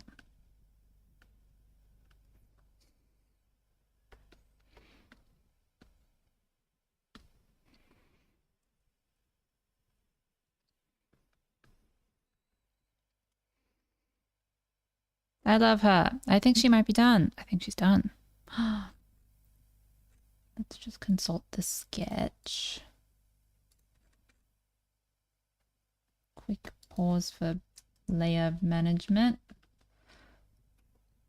I don't label every layer, but I label just the ones that are useful, and I like to put things in folders.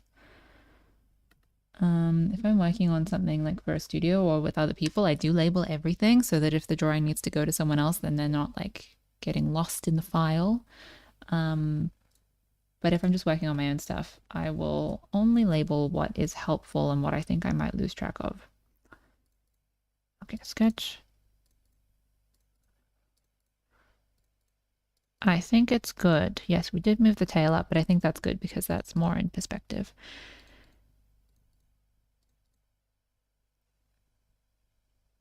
Cute. I love her. Okay. Put that all together. Arctic fox. Okay, so this is Frosteria. Such a good name. Frosteria the Arctic fox. And this is, did we have a name for the clouded leopard?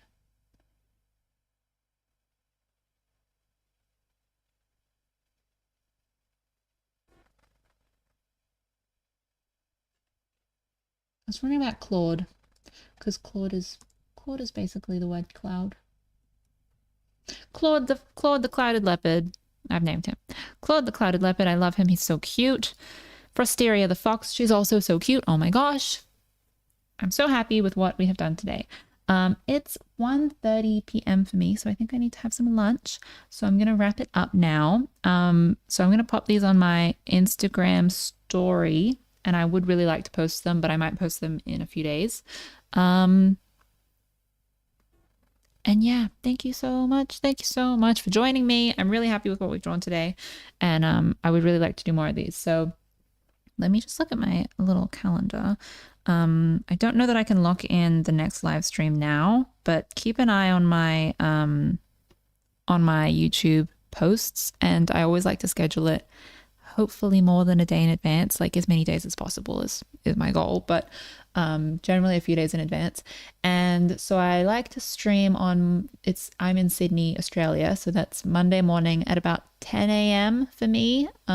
So sort of this time, if you imagine this time, but let me wait, sorry, I need to look at an analog clock. This time, but 3 hours ago, is generally the time that I like to stream. So keep an eye on my posts and I'll let you know. We might do one next week, but yeah, keep an eye out. And yeah, cool. Okay, everyone have the most amazing rest of your day. Thank you for joining me. I'm really happy with these drawings. Good stuff. Bye, everyone. Bye.